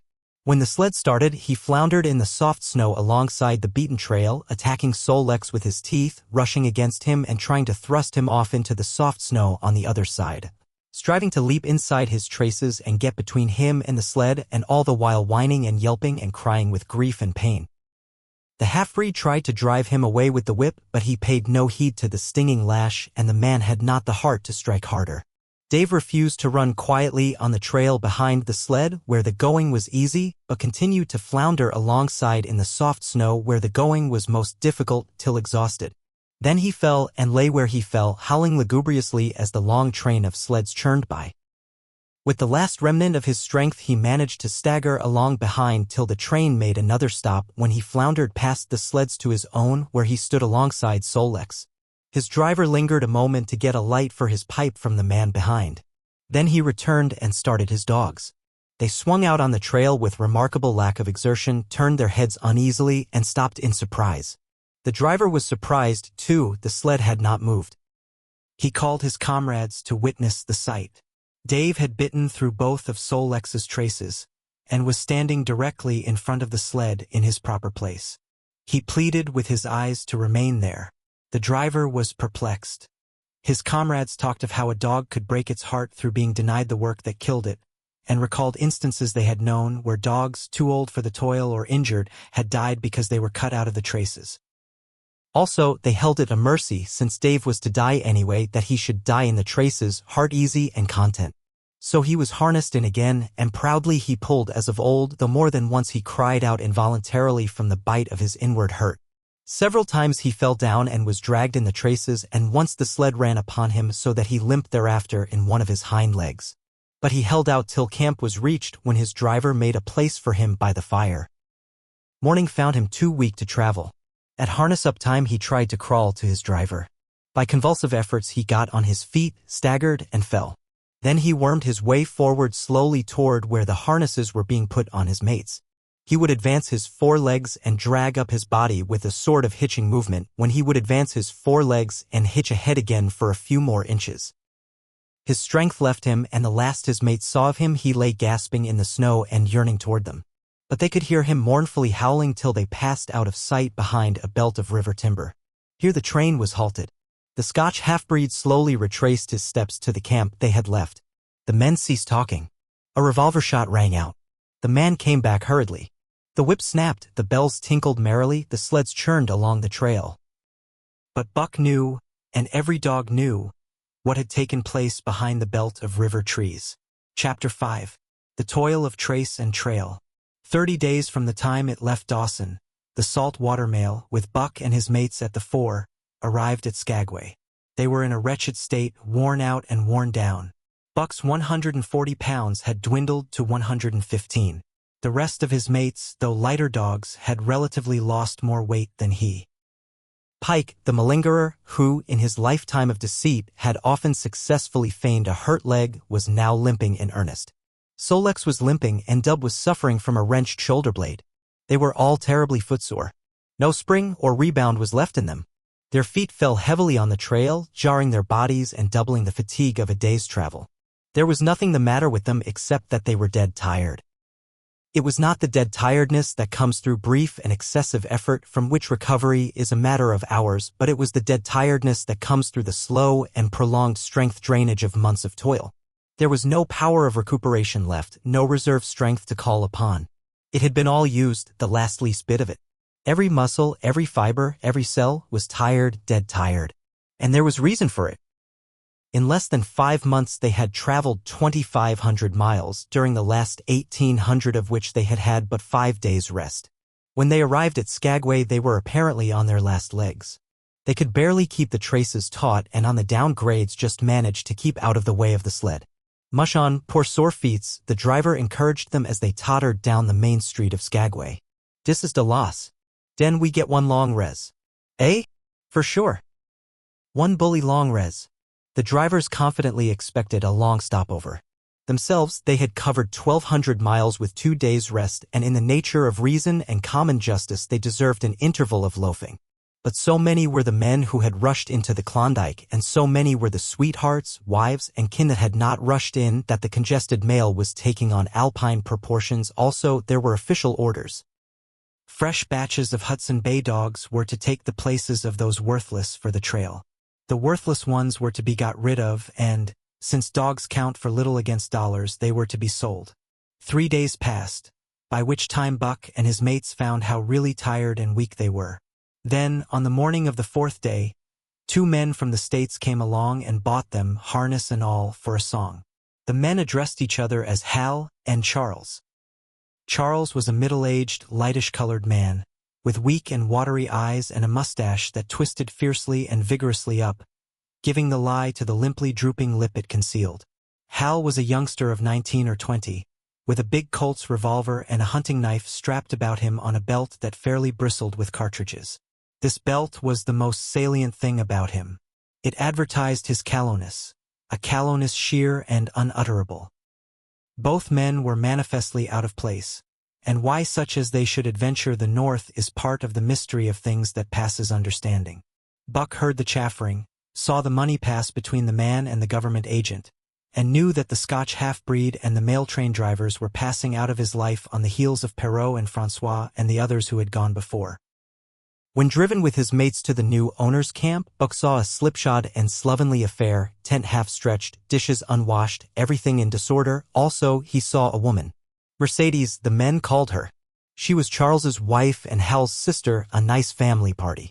Buck watched them apprehensively as they proceeded to take down the tent and load the sled. There was a great deal of effort about their manner, but no businesslike method. The tent was rolled into an awkward bundle 3 times as large as it should have been. The tin dishes were packed away unwashed. Mercedes continually fluttered in the way of her men and kept up an unbroken chattering of remonstrance and advice. When they put a clothes sack on the front of the sled, she suggested it should go on the back. And when they had put it on the back and covered it over with a couple of other bundles, she discovered overlooked articles which could abide nowhere else but in that very sack, and they unloaded again. 3 men from a neighboring tent came out and looked on, grinning and winking at one another. "You've got a right smart load as it is," said one of them, "and it's not me should tell you your business, but I wouldn't tote that tent along if I was you." "Undreamed of," cried Mercedes, throwing up her hands in dainty dismay. "However in the world could I manage without a tent?" "It's springtime and you won't get any more cold weather," the man replied. She shook her head decidedly, and Charles and Hal put the last odds and ends on top the mountainous load. "Think it'll ride?" one of the men asked. "Why shouldn't it?" Charles demanded rather shortly. "Oh, that's all right, the man hastened meekly to say. "I was just a-wonderin'. That is all. It seemed a mite top-heavy." Charles turned his back and drew the lashings down as well as he could, which was not in the least well. "And of course the dogs can hike along all day with that contraption behind them," affirmed a second of the men. "Certainly," said Hal, with freezing politeness, taking hold of the gee-pole with one hand and swinging his whip from the other. "Mush!" he shouted. "Mush on there!" The dogs sprang against the breastbands, strained hard for a few moments, then relaxed. They were unable to move the sled. "The lazy brutes, I'll show them," he cried, preparing to lash out at them with the whip. But Mercedes interfered, crying, "Oh, Hal, you mustn't," as she caught hold of the whip and wrenched it from him. "The poor dears. Now you must promise you won't be harsh with them for the rest of the trip, or I won't go a step." "Precious lot you know about dogs," her brother sneered. "And I wish you'd leave me alone.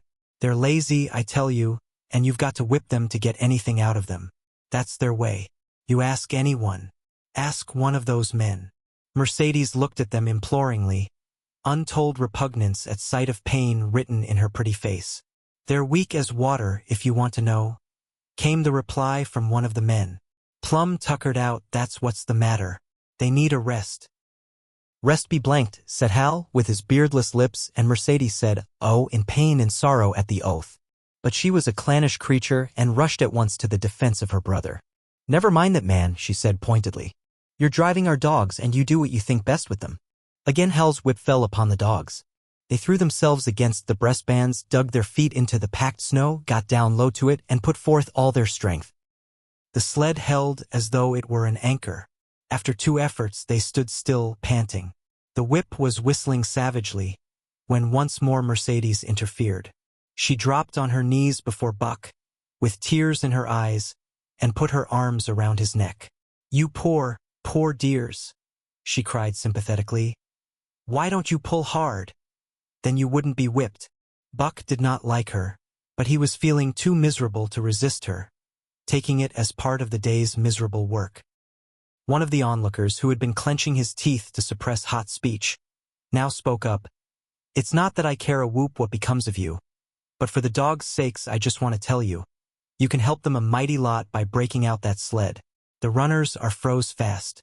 Throw your weight against the gee-pole, right and left, and break it out." A 3rd time the attempt was made, but this time, following the advice, Hal broke out the runners which had been frozen to the snow. The overloaded and unwieldy sled forged ahead, Buck and his mates struggling frantically under the rain of blows. 100 yards ahead the path turned and sloped steeply into the main street. It would have required an experienced man to keep the top-heavy sled upright, and Hal was not such a man. As they swung on the turn, the sled went over, spilling half its load through the loose lashings. The dogs never stopped. The lightened sled bounded on its side behind them. They were angry because of the ill treatment they had received and the unjust load. Buck was raging. He broke into a run, the team following his lead. Hal cried, "Whoa! Whoa!" But they gave no heed. He tripped and was pulled off his feet. The capsized sled ground over him, and the dogs dashed on up the street, adding to the gaiety of Skagway as they scattered the remainder of the outfit along its chief thoroughfare. Kind-hearted citizens caught the dogs and gathered up the scattered belongings. Also, they gave advice. Half the load and twice the dogs if they ever expected to reach Dawson was what was said. Hal and his sister and brother-in-law listened unwillingly, pitched tent, and overhauled the outfit. Canned goods were turned out that made men laugh, for canned goods on the long trail is a thing to dream about. Blankets for a hotel, quoth one of the men who laughed and helped. Half as many is too much, get rid of them. Throw away the tent and all those dishes. Who's going to wash them? Anyway? Good Lord. Do you think you're traveling on a Pullman? And so it went, the inexorable elimination of the superfluous. Mercedes cried when her clothes bags were dumped on the ground and article after article was thrown out. She cried in general, and she cried in particular over each discarded thing. She clasped hands about knees, rocking back and forth broken-heartedly. She averred she would not go an inch, not for a dozen Charleses. She appealed to everybody and to everything, finally wiping her eyes and proceeding to cast out even articles of apparel that were imperative necessaries. And in her zeal, when she had finished with her own, she attacked the belongings of her men and went through them like a tornado. This accomplished, the outfit, though cut in half, was still a formidable bulk. Charles and Hal went out in the evening and bought 6 outside dogs. These, added to the 6 of the original team, and Teek and Kuna, the Huskies obtained at the Rink Rapids on the record trip, brought the team up to 14. But the outside dogs, though practically broken in since their landing, did not amount to much. 3 were short-haired pointers, 1 was a Newfoundland, and the other 2 were mongrels of indeterminate breed. They did not seem to know anything, these newcomers. Buck and his comrades looked upon them with disgust, and though he speedily taught them their places and what not to do, he could not teach them what to do. They did not take kindly to trace and trail. With the exception of the 2 mongrels, they were bewildered and spirit-broken by the strange savage environment in which they found themselves and by the ill treatment they had received. The 2 mongrels were without spirit at all. Bones were the only things breakable about them. With the newcomers hopeless and forlorn, and the old team worn out by 2,500 miles of continuous trail, the outlook was anything but bright. The 2 men, however, were quite cheerful, and they were proud, too. They were doing the thing in style with 14 dogs. They had seen other sleds depart over the pass for Dawson, or come in from Dawson, but never had they seen a sled with so many as 14 dogs. In the nature of Arctic travel, there was a reason why 14 dogs should not drag one sled, and that was that one sled could not carry the food for 14 dogs. But Charles and Hal did not know this. They had worked the trip out with a pencil, so much to a dog, so many dogs, so many days. QED Mercedes looked over their shoulders and nodded comprehensively. It was all so very simple. Late next morning, Buck led the long team up the street. There was nothing lively about it, no snap or go in him and his fellows. They were starting dead weary. For times he had covered the distance between Salt Water and Dawson, and the knowledge that, jaded and tired, he was facing the same trail once more made him bitter. His heart was not in the work, nor was the heart of any dog. The outsides were timid and frightened, the insides without confidence in their masters. Buck felt vaguely that there was no depending upon these 2 men and the woman. They did not know how to do anything, and as the days went by it became apparent that they could not learn. They were slack in all things, without order or discipline. It took them half the night to pitch a slovenly camp, and half the morning to break that camp and get the sled loaded in fashion so slovenly that for the rest of the day they were occupied in stopping and rearranging the load. Some days they did not make 10 miles. On other days they were unable to get started at all. And on no day did they succeed in making more than half the distance used by the men as a basis in their dog food computation. It was inevitable that they should go short on dog food, but they hastened it by overfeeding, bringing the day nearer when underfeeding would commence. The outside dogs, whose digestions had not been trained by chronic famine to make the most of little, had voracious appetites. And when, in addition to this, the worn-out Huskies pulled weakly, Hal decided that the orthodox ration was too small. He doubled it. And to cap it all, when Mercedes, with tears in her pretty eyes and a quaver in her throat, could not cajole him into giving the dogs still more, she stole from the fish sacks and fed them slyly. But it was not food that Buck and the huskies needed, but rest. And though they were making poor time, the heavy load they dragged sapped their strength severely. Then came the underfeeding. Hal awoke one day to the fact that his dog food was half gone and the distance only quarter covered. Further, that for love or money no additional dog food was to be obtained. So he cut down even the orthodox ration and tried to increase the day's travel. His sister and brother-in-law seconded him, but they were frustrated by their heavy outfit and their own incompetence. It was a simple matter to give the dogs less food. But it was impossible to make the dogs travel faster while their own inability to get underway earlier in the morning prevented them from traveling longer hours. Not only did they not know how to work dogs, but they did not know how to work themselves. The first to go was Dub. Poor blundering thief that he was, always getting caught and punished. He had none the less been a faithful worker. His wrenched shoulder blade, untreated and unrest, went from bad to worse, till finally Hal shot him with the big Colt's revolver. It is a saying of the country that an outside dog starves to death on the ration of the husky, so the 6 outside dogs under Buck could do no less than die on half the ration of the husky. The Newfoundland went first, followed by the 3 shore-haired pointers, the 2 mongrels hanging more grittily on to life, but going in the end. By this time all the amenities and gentlenesses of the Southland had fallen away from the 3 people. Shorn of its glamour and romance, Arctic travel became to them a reality too harsh for their manhood and womanhood. Mercedes ceased weeping over the dogs, being too occupied with weeping over herself and with quarreling with her husband and brother. To quarrel was the one thing they were never too weary to do. Their irritability arose out of their misery, increased with it, doubled upon it, outdistanced it. The wonderful patience of the trail which comes to men who toil hard and suffer sore, and remain sweet of speech and kindly, did not come to these 2 men and the woman. They had no inkling of such a patience. They were stiff and in pain, their muscles ached, their bones ached, their very hearts ached, and because of this they became sharp of speech, and hard words were first on their lips in the morning and last at night. Charles and Hal wrangled whenever Mercedes gave them a chance. It was the cherished belief of each that he did more than his share of the work, and neither forbore to speak this belief at every opportunity. Sometimes Mercedes sided with her husband, sometimes with her brother. The result was a beautiful and unending family quarrel, starting from a dispute as to which should chop a few sticks for the fire, a dispute which concerned only Charles and Hal. Presently would be lugged in the rest of the family, fathers, mothers, uncles, cousins, people thousands of miles away, and some of them dead. That Hal's views on art or the sort of society plays his mother's brother wrote should have anything to do with the chopping of a few sticks of firewood passes comprehension. Nevertheless, the quarrel was as likely to tend in that direction as in the direction of Charles's political prejudices. And that Charles's sister's tale-bearing tongue should be relevant to the building of a Yukon fire was apparent only to Mercedes, who disburdened herself of copious opinions upon that topic, and incidentally upon a few other traits unpleasantly peculiar to her husband's family. In the meantime the fire remained unbuilt, the camp half-pitched, and the dogs unfed. Mercedes nursed a special grievance, the grievance of sex. She was pretty and soft and had been chivalrously treated all her days. But the present treatment by her husband and brother was everything save chivalrous. It was her custom to be helpless. They complained. Upon which impeachment of what to her was her most essential sex prerogative, she made their lives unendurable.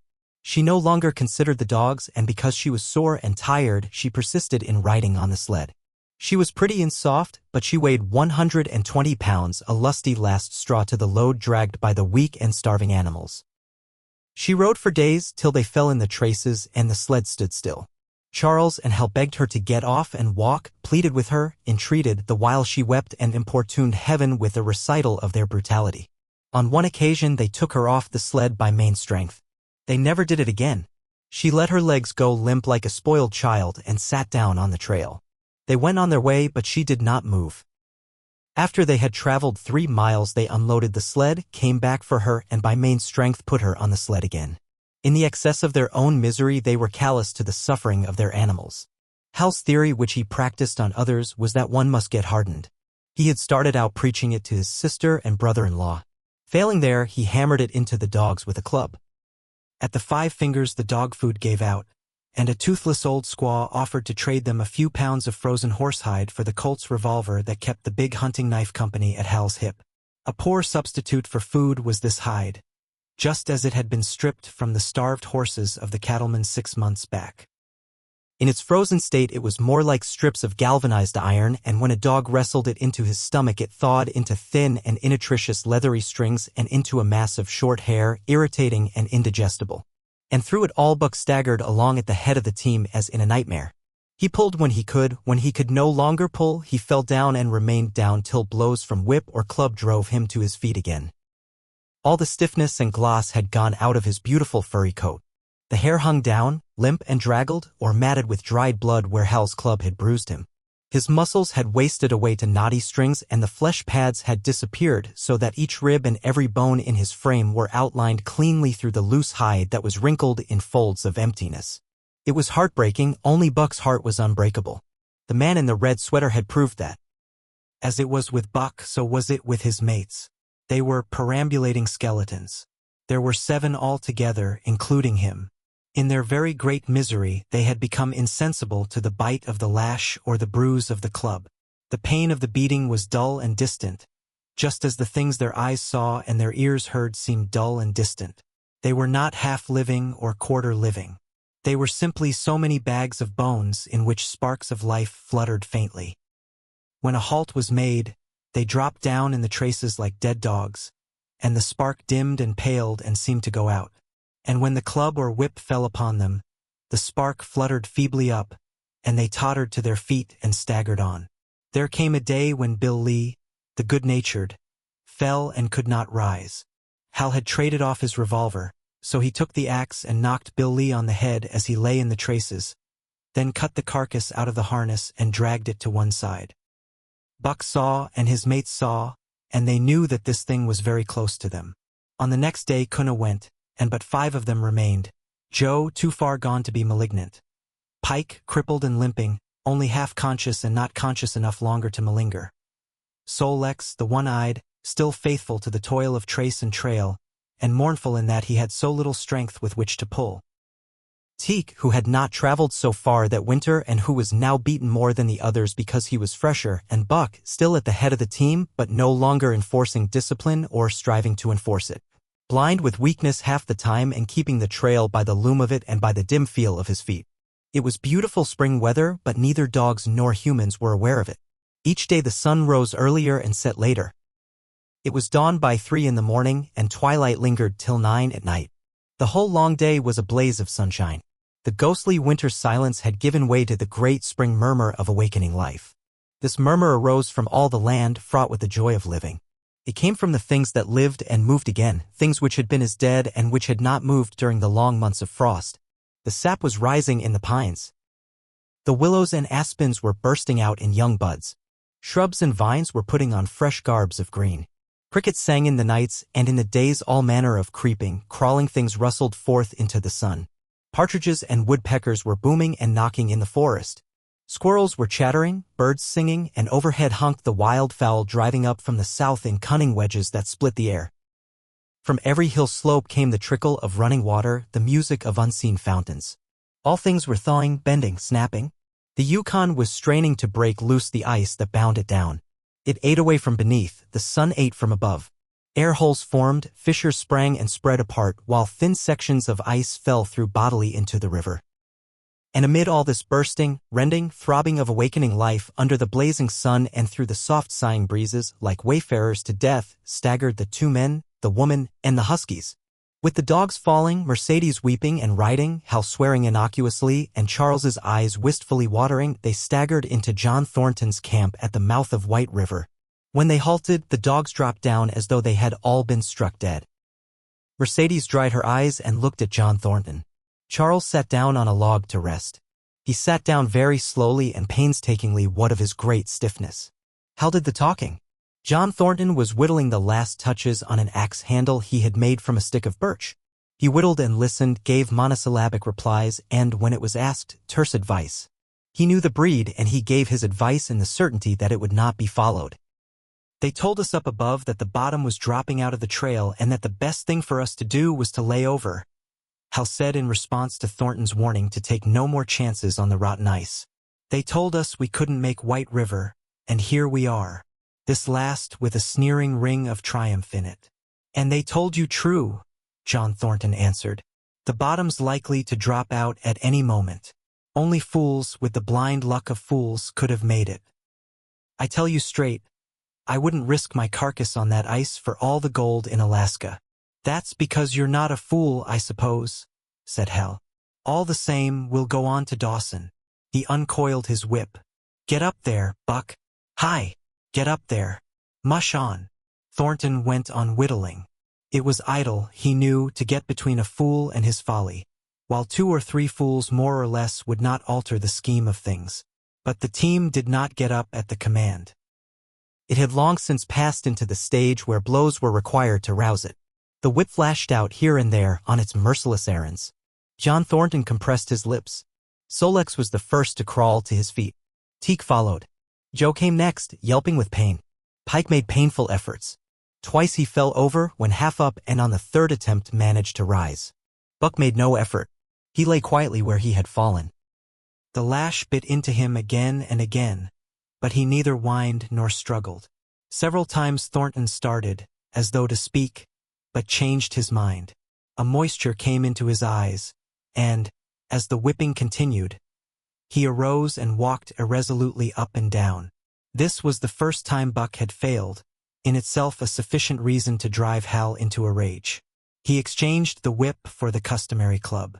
Buck refused to move under the rain of heavier blows which now fell upon him.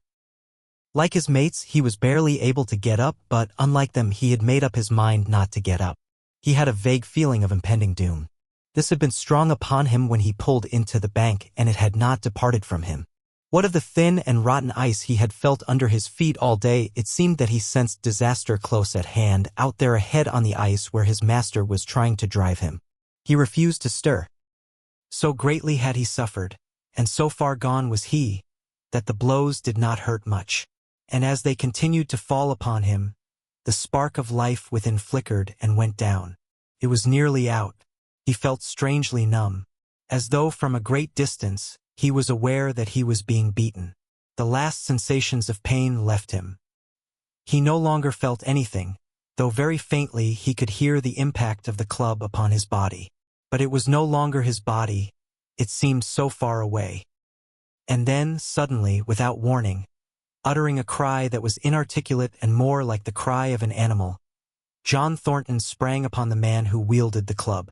Hal was hurled backward, as though struck by a falling tree. Mercedes screamed.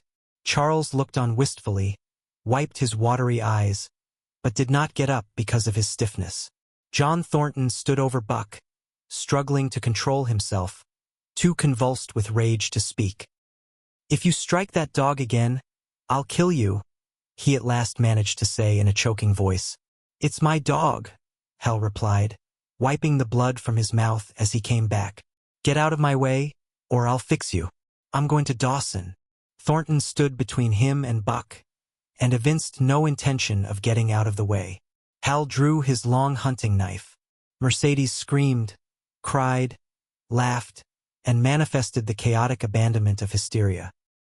Thornton rapped Hal's knuckles with the axe handle, knocking the knife to the ground. He rapped his knuckles again as he tried to pick it up. Then he stooped, picked it up himself, and with 2 strokes cut Buck's traces. Hal had no fight left in him. Besides, his hands were full with his sister, or his arms, rather, while Buck was too near dead to be of further use in hauling the sled. A few minutes later they pulled out from the bank and down the river. Buck heard them go and raised his head to see. Pike was leading, Solex was at the wheel, and between were Joe and Teak. They were limping and staggering. Mercedes was riding the loaded sled. Hal guided at the G-pole, and Charles stumbled along in the rear. As Buck watched them, Thornton knelt beside him and with rough, kindly hands searched for broken bones.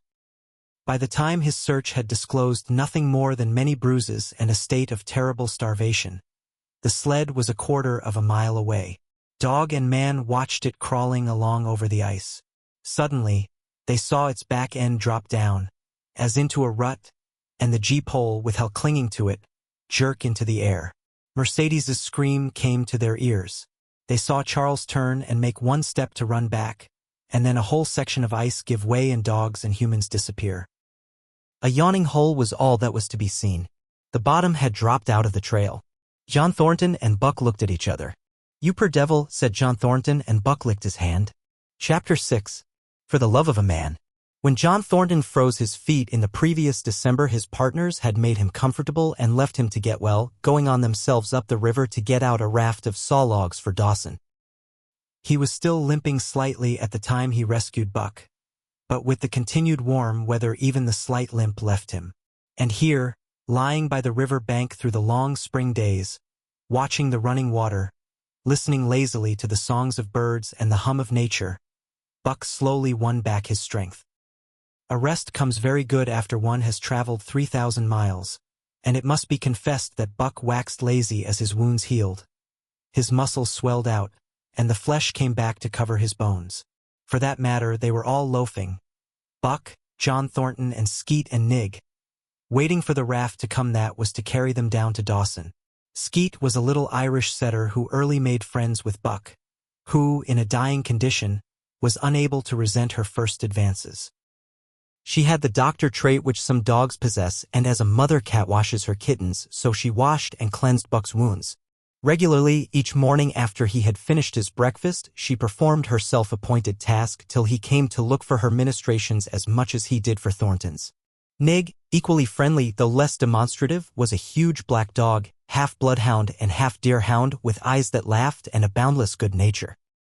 To Buck's surprise, these dogs manifested no jealousy toward him. They seemed to share the kindliness and largeness of John Thornton.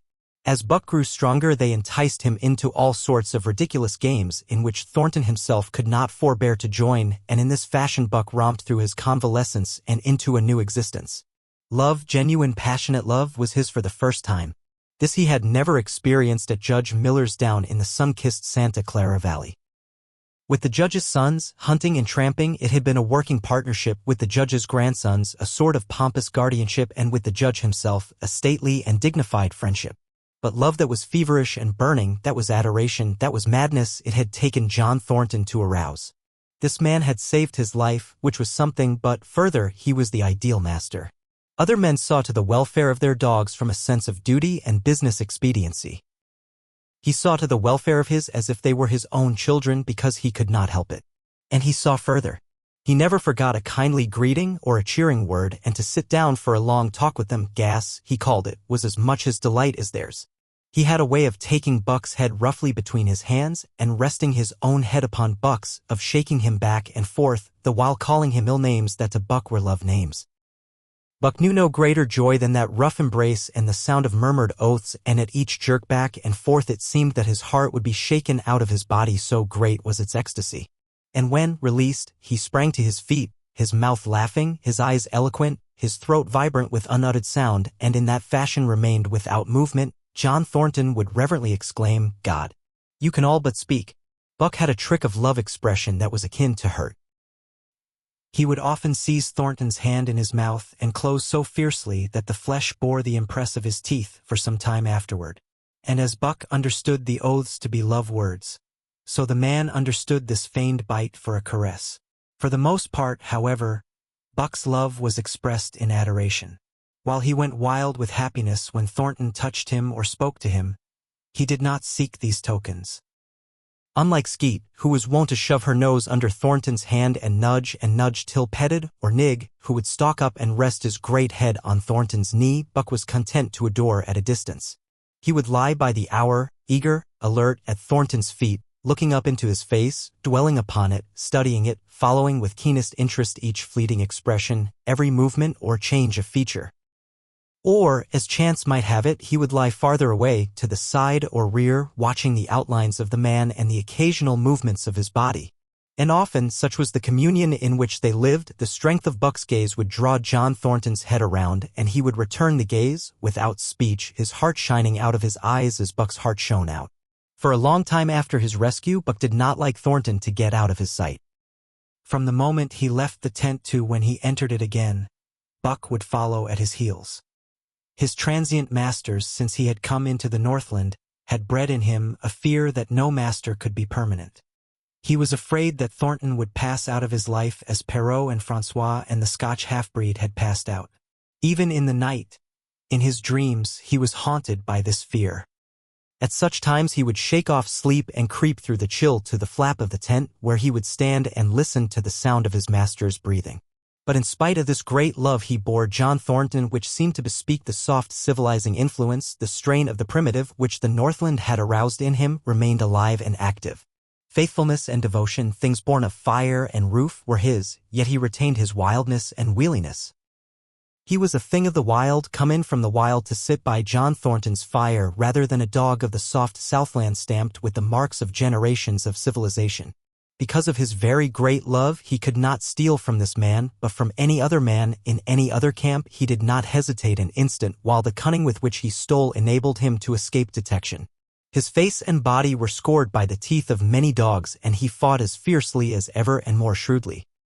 Skeet and Nig were too good-natured for quarreling. Besides, they belonged to John Thornton, but the strange dog, no matter what the breed or valor, swiftly acknowledged Buck's supremacy or found himself struggling for life with a terrible antagonist. And Buck was merciless. He had learned well the law of club and fang, and he never forewent an advantage or drew back from a foe he had started on the way to death. He had lessoned from Spitz, and from the chief fighting dogs of the police and mail, and knew there was no middle course. He must master or be mastered, while to show mercy was a weakness. Mercy did not exist in the primordial life. It was misunderstood for fear, and such misunderstandings made for death. Kill or be killed, eat or be eaten, was the law, and this mandate, down out of the depths of time, he obeyed. He was older than the days he had seen and the breaths he had drawn. He linked the past with the present, and the eternity behind him throbbed through him in a mighty rhythm to which he swayed as the tides and seasons swayed. He sat by John Thornton's fire, a broad-breasted dog, white-fanged and long-furred. But behind him were the shades of all manner of dogs, half-wolves and wild wolves, urgent and prompting, tasting the savor of the meat he ate, thirsting for the water he drank, scenting the wind with him, listening with him and telling him the sounds made by the wild life in the forest, dictating his moods, directing his actions, lying down to sleep with him when he lay down, and dreaming with him and beyond him, and becoming themselves the stuff of his dreams. So peremptorily did these shades beckon him that each day mankind and the claims of mankind slipped farther from him. Deep in the forest a call was sounding, and as often as he heard this call, mysteriously thrilling and luring, he felt compelled to turn his back upon the fire and the beaten earth around it, and to plunge into the forest, and on, he knew not where or why. Nor did he wonder where or why, the call sounding imperiously deep in the forest. But as often as he gained the soft unbroken earth and the green shade, the love for John Thornton drew him back to the fire again. Thornton alone held him. The rest of mankind was as nothing. Chance travelers might praise or pet him, but he was cold under it all, and from a too demonstrative man he would get up and walk away. When Thornton's partners, Hans and Pete, arrived on the long-expected raft, Buck refused to notice them till he learned they were close to Thornton. After that he tolerated them in a passive sort of way, accepting favors from them as though he favored them by accepting. They were of the same large type as Thornton, living close to the earth, thinking simply and seeing clearly. And ere they swung the raft into the big eddy by the sawmill at Dawson, they understood Buck and his ways, and did not insist upon an intimacy such as obtained with Skeet and Nigeria. For Thornton, however, his love seemed to grow and grow. He, alone among men, could put a pack upon Buck's back in the summer traveling. Nothing was too great for Buck to do, when Thornton commanded. One day, they had grub-staked themselves from the proceeds of the raft and left Dawson for the headwaters of the Tanana. The men and dogs were sitting on the crest of a cliff which fell away, straight down, to naked bedrock 300 feet below.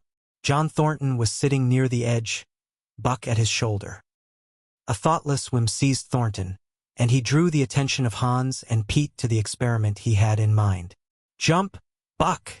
he commanded, sweeping his arm out and over the chasm. The next instant he was grappling with Buck on the extreme edge, while Hans and Pete were dragging them back into safety. "It's uncanny," Pete said, after it was over and they had caught their speech. Thornton shook his head. "No, it is splendid, and it is terrible, too. Do you know, it sometimes makes me afraid." "I'm not hankering to be the man that lays hands on you while he's around," Pete announced conclusively, nodding his head toward Buck. Py Jingo was Hans's contribution. Not myself either. It was at Circle City ere the year was out that Pete's apprehensions were realized. Black Burton, a man evil-tempered and malicious, had been picking a quarrel with a tenderfoot at the bar when Thornton stepped good-naturedly between. Buck, as was his custom, was lying in a corner, head on paws, watching his master's every action. Burton struck out, without warning, straight from the shoulder. Thornton was sent spinning, and saved himself from falling only by clutching the rail of the bar. Those who were looking on heard what was neither bark nor yelp, but a something which is best described as a roar, and they saw Buck's body rise up in the air as he left the floor for Burton's throat. The man saved his life by instinctively throwing out his arm, but was hurled backward to the floor with Buck on top of him. Buck loosed his teeth from the flesh of the arm and drove in again for the throat.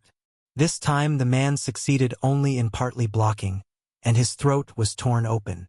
Then the crowd was upon Buck, and he was driven off.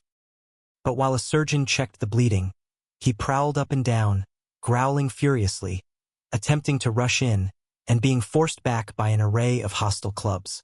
A miners' meeting, called on the spot, decided that the dog had sufficient provocation, and Buck was discharged. But his reputation was made, and from that day his name spread through every camp in Alaska.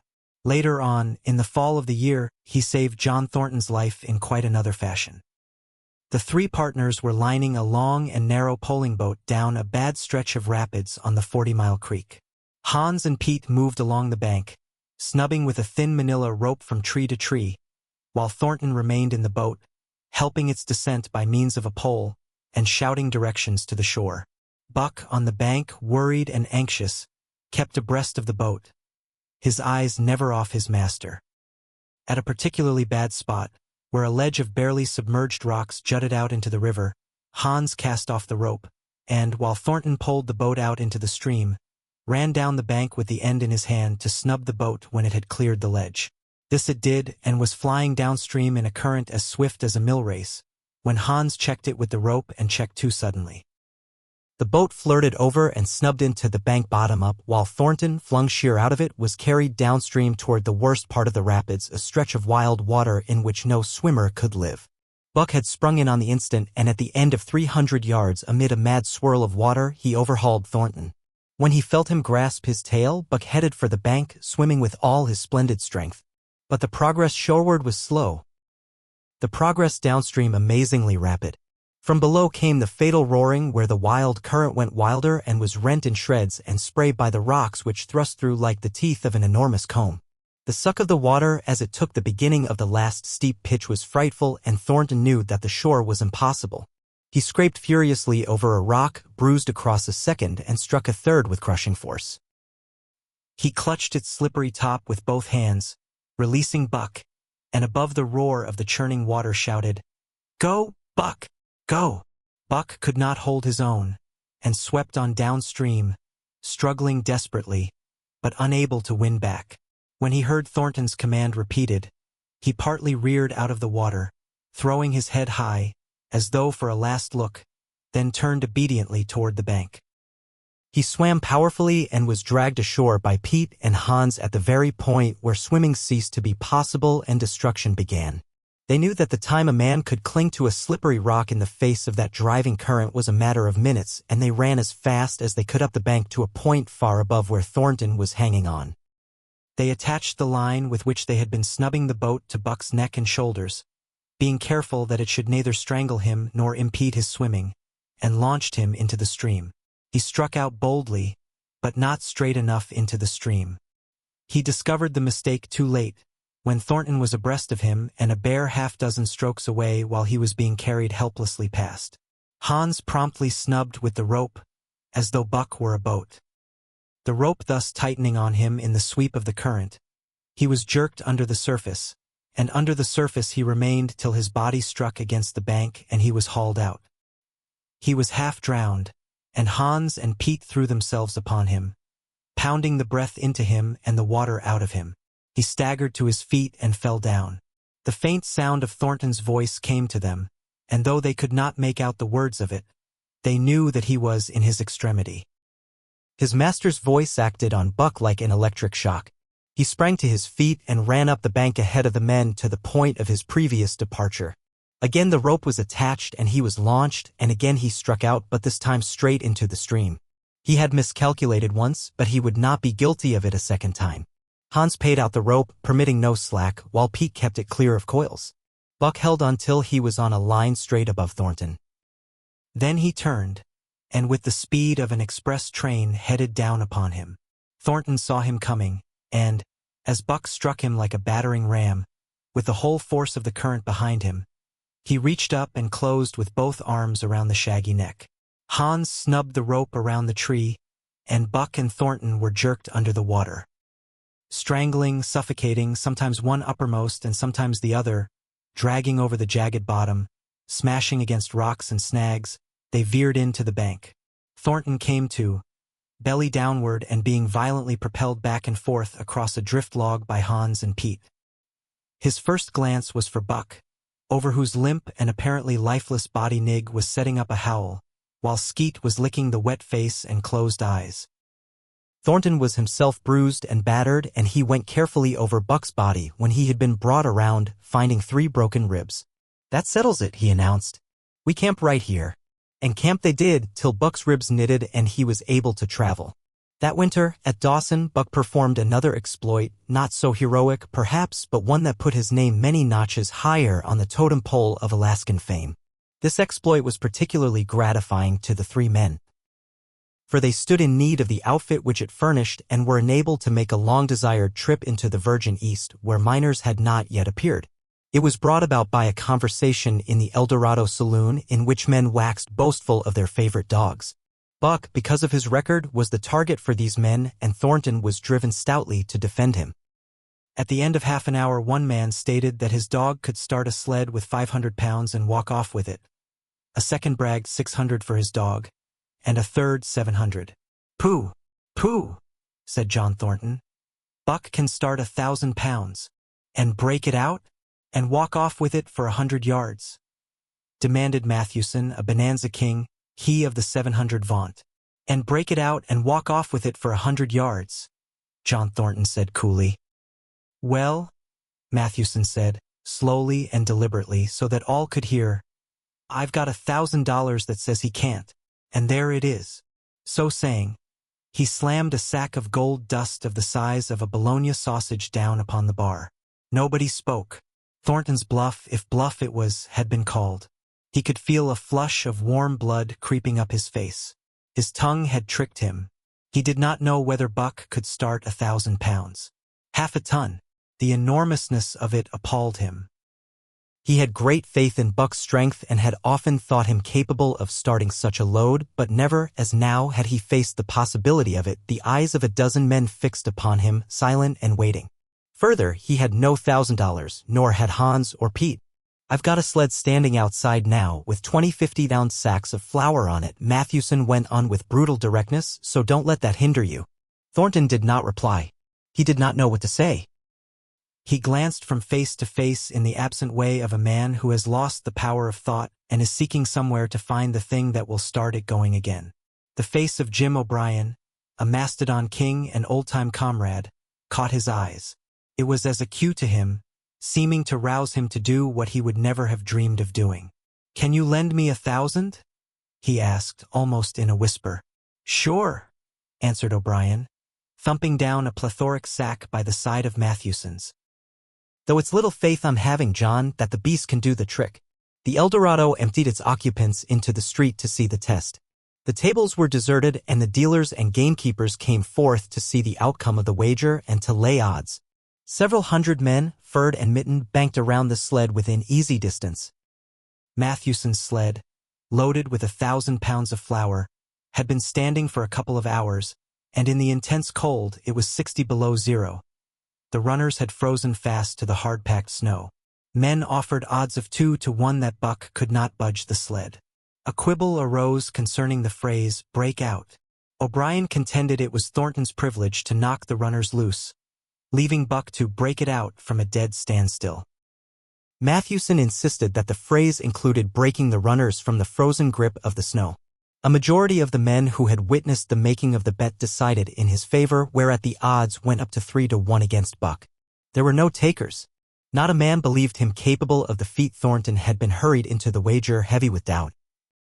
And now that he looked at the sled itself, the concrete fact, with the regular team of 10 dogs curled up in the snow before it, the more impossible the task appeared. Matthewson waxed jubilant. 3-1, he proclaimed. I'll lay you another 1,000 at that figure, Thornton. What d'ye say?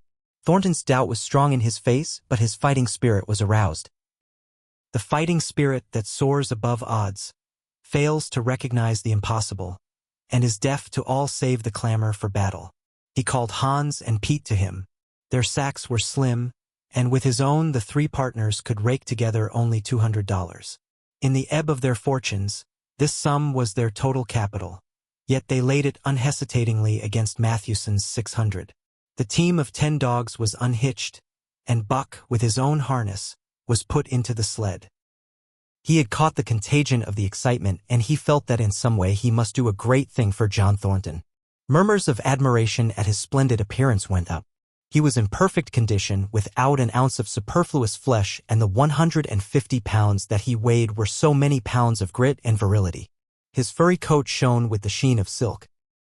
Down the neck and across the shoulders, his mane, in repose as it was, half bristled and seemed to lift with every movement as though excess of vigor made each particular hair alive and active. The great breast and heavy forelegs were no more than in proportion with the rest of the body, where the muscles showed in tight rolls underneath the skin. Men felt these muscles and proclaimed them hard as iron, and the odds went down to 2-1. Gad, sir? Gad, sir? Stuttered a member of the latest dynasty, a king of the Skookum benches. I offer you 800 for him, sir, before the test, sir, 800 just as he stands. Thornton shook his head and stepped to Buck's side. You must stand off from him, Matthewson protested. Free play and plenty of room. The crowd fell silent, only could be heard the voices of the gamblers vainly offering 2-1. Everybody acknowledged Buck a magnificent animal, but 50-pound sacks of flour bulked too large in their eyes for them to loosen their pouch strings. Thornton knelt down by Buck's side. He took his head in his 2 hands and rested cheek on cheek.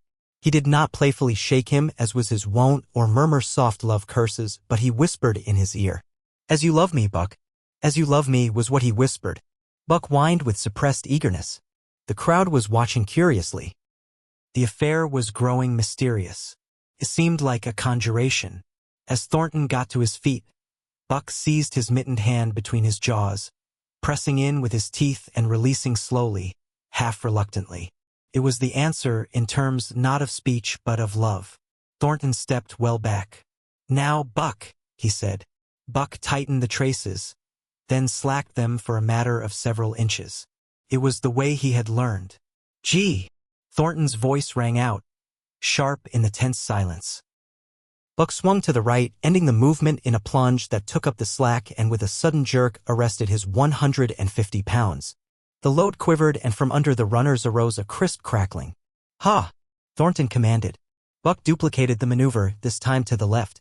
The crackling turned into a snapping, the sled pivoting and the runners slipping and grating several inches to the side. The sled was broken out. Men were holding their breaths, intensely unconscious of the fact. Now, mush! Thornton's command cracked out like a pistol shot. Buck threw himself forward, tightening the traces with a jarring lunge. His whole body was gathered compactly together in the tremendous effort, the muscles writhing and knotting like live things under the silky fur. His great chest was low to the ground, his head forward and down, while his feet were flying like mad, the claws scarring the hard-packed snow in parallel grooves. The sled swayed and trembled, half started forward. One of his feet slipped, and one man groaned aloud. Then the sled lurched ahead in what appeared a rapid succession of jerks, though it never really came to a dead stop again. Half an inch, 2 inches, the jerks perceptibly diminished. As the sled gained momentum, he caught them up till it was moving steadily along. Men gasped and began to breathe again, unaware that for a moment they had ceased to breathe. Thornton was running behind, encouraging Buck with short, cheery words. The distance had been measured off, and as he neared the pile of firewood which marked the end of the 100 yards, a cheer began to grow and grow, which burst into a roar as he passed the firewood and halted at command. Every man was tearing himself loose, even Matthewson. Hats and mittens were flying in the air. Men were shaking hands, it did not matter with whom, and bubbling over in a general incoherent babble. But Thornton fell on his knees beside Buck. Head was against head, and he was shaking him back and forth. Those who hurried up heard him cursing Buck, and he cursed him long and fervently, and softly and lovingly. Gad, sir, spluttered the Skookum Bench King. I'll give you 1,000 for him, sir, 1,000, sir, 1,200, sir. Thornton rose to his feet. His eyes were wet. The tears were streaming frankly down his cheeks. Sir, he said to the Skookum Bench King. No, sir. You can go to hell, sir. It's the best I can do for you, sir. Buck seized Thornton's hand in his teeth. Thornton shook him back and forth. As though animated by a common impulse, the onlookers drew back to a respectful distance, nor were they again indiscreet enough to interrupt. Chapter 7. The Sounding of the Call. When Buck earned $1,600 in 5 minutes for John Thornton, he made it possible for his master to pay off certain debts and to journey with his partners into the East after a fabled lost mine, the history of which was as old as the history of the country. Many men had sought it. Few had found it, and more than a few there were who had never returned from the quest. This lost mine was steeped in tragedy and shrouded in mystery. No one knew of the first man. The oldest tradition stopped before it got back to him. From the beginning there had been an ancient and ramshackle cabin. Dying men had sworn to it and to the mine the site of which it marked, clinching their testimony with nuggets that were unlike any known grade of gold in the Northland. But no living man had looted this treasure house, and the dead were dead. Wherefore John Thornton and Pete and Hans, with Buck and half a dozen other dogs, faced into the east on an unknown trail to achieve where men and dogs as good as themselves had failed. They sled 70 miles up the Yukon, swung to the left into the Stewart River, past the Mayo and the McQuestion, and held on until the Stewart itself became a streamlet, threading the upstanding peaks which marked the backbone of the continent. John Thornton asked little of man or nature. He was unafraid of the wild. With a handful of salt and a rifle he could plunge into the wilderness and fare wherever he pleased and as long as he pleased. Being in no haste, Indian fashion, he hunted his dinner in the course of the day's travel, and if he failed to find it, like the Indian, he kept on traveling, secure in the knowledge that sooner or later he would come to it.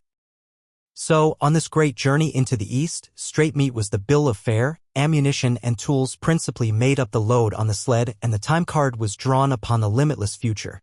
To Buck it was boundless delight, this hunting, fishing, and indefinite wandering through strange places. For weeks at a time they would hold on steadily day after day. And for weeks upon end they would camp, here and there, the dogs loafing and the men burning holes through frozen muck and gravel and washing countless pans of dirt by the heat of the fire. Sometimes they went hungry, sometimes they feasted riotously, all according to the abundance of game and the fortune of hunting. Summer arrived and dogs and men packed on their backs rafted across blue mountain lakes and descended or ascended unknown rivers in slender boats whipsawed from the standing forest.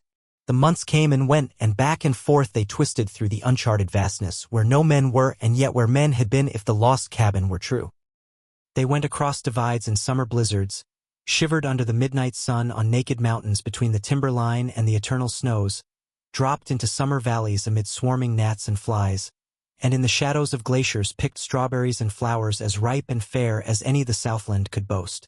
In the fall of the year they penetrated a weird lake country, sad and silent, where wildfowl had been, but where then there was no life nor sign of life.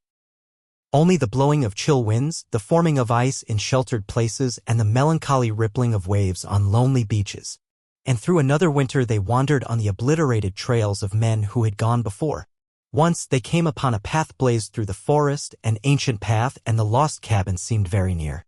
But the path began nowhere and ended nowhere, and it remained mystery as the man who made it and the reason he made it remained mystery. Another time they chanced upon the time-graven wreckage of a hunting lodge, and amid the shreds of rotted blankets John Thornton found a long-barreled flintlock. He knew it for a Hudson Bay Company gun of the young days in the Northwest, when such a gun was worth its height in beaver skins packed flat, and that was all, no hint as to the man who in an early day had reared the lodge and left the gun among the blankets. Spring came on once more, and at the end of all their wandering they found, not the lost cabin, but a shallow placer in a broad valley where the gold showed like yellow butter across the bottom of the washing pan. They sought no farther. Each day they worked earned them thousands of dollars in clean dust and nuggets, and they worked every day.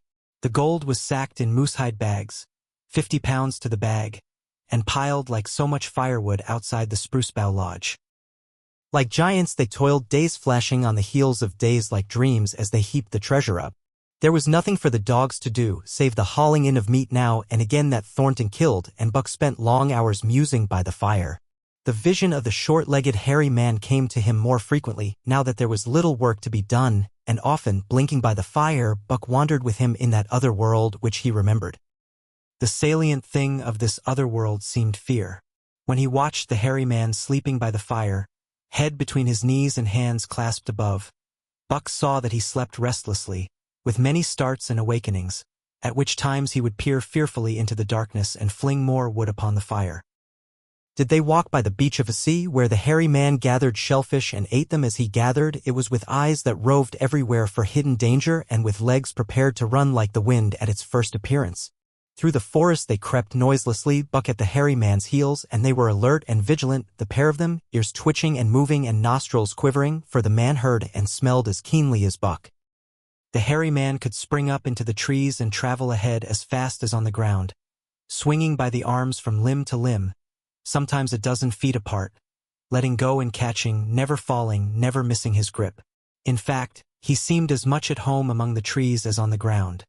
And Buck had memories of nights of vigil spent beneath trees wherein the hairy man roost, holding on tightly as he slept. And closely akin to the visions of the hairy man was the call still sounding in the depths of the forest. It filled him with a great unrest and strange desires. It caused him to feel a vague, sweet gladness, and he was aware of wild yearnings and stirrings for he knew not what. Sometimes he pursued the call into the forest, looking for it as though it were a tangible thing, barking softly or defiantly as the mood might dictate. He would thrust his nose into the cool wood moss or into the black soil where long grasses grew and snort with joy at the fat earth smells, or he would crouch for hours as if in concealment behind fungus-covered trunks of fallen trees, wide-eyed and wide-eared to all that moved and sounded about him. It might be lying thus that he hoped to surprise this call he could not understand. But he did not know why he did these various things. He was impelled to do them and did not reason about them at all. Irresistible impulses seized him. He would be lying in camp, dozing lazily in the heat of the day, when suddenly his head would lift and his ears cock up, intent and listening, and he would spring to his feet and dash away, and on, for hours, through the forest aisles and across the open spaces where the nigger heads bunched.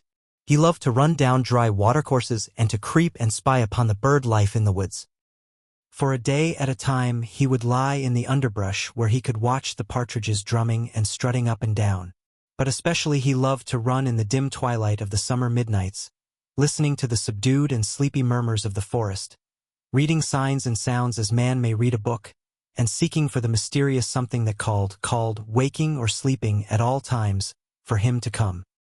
One night he sprang from sleep with a start, eager-eyed, nostrils quivering and scenting, his mane bristling in recurrent waves.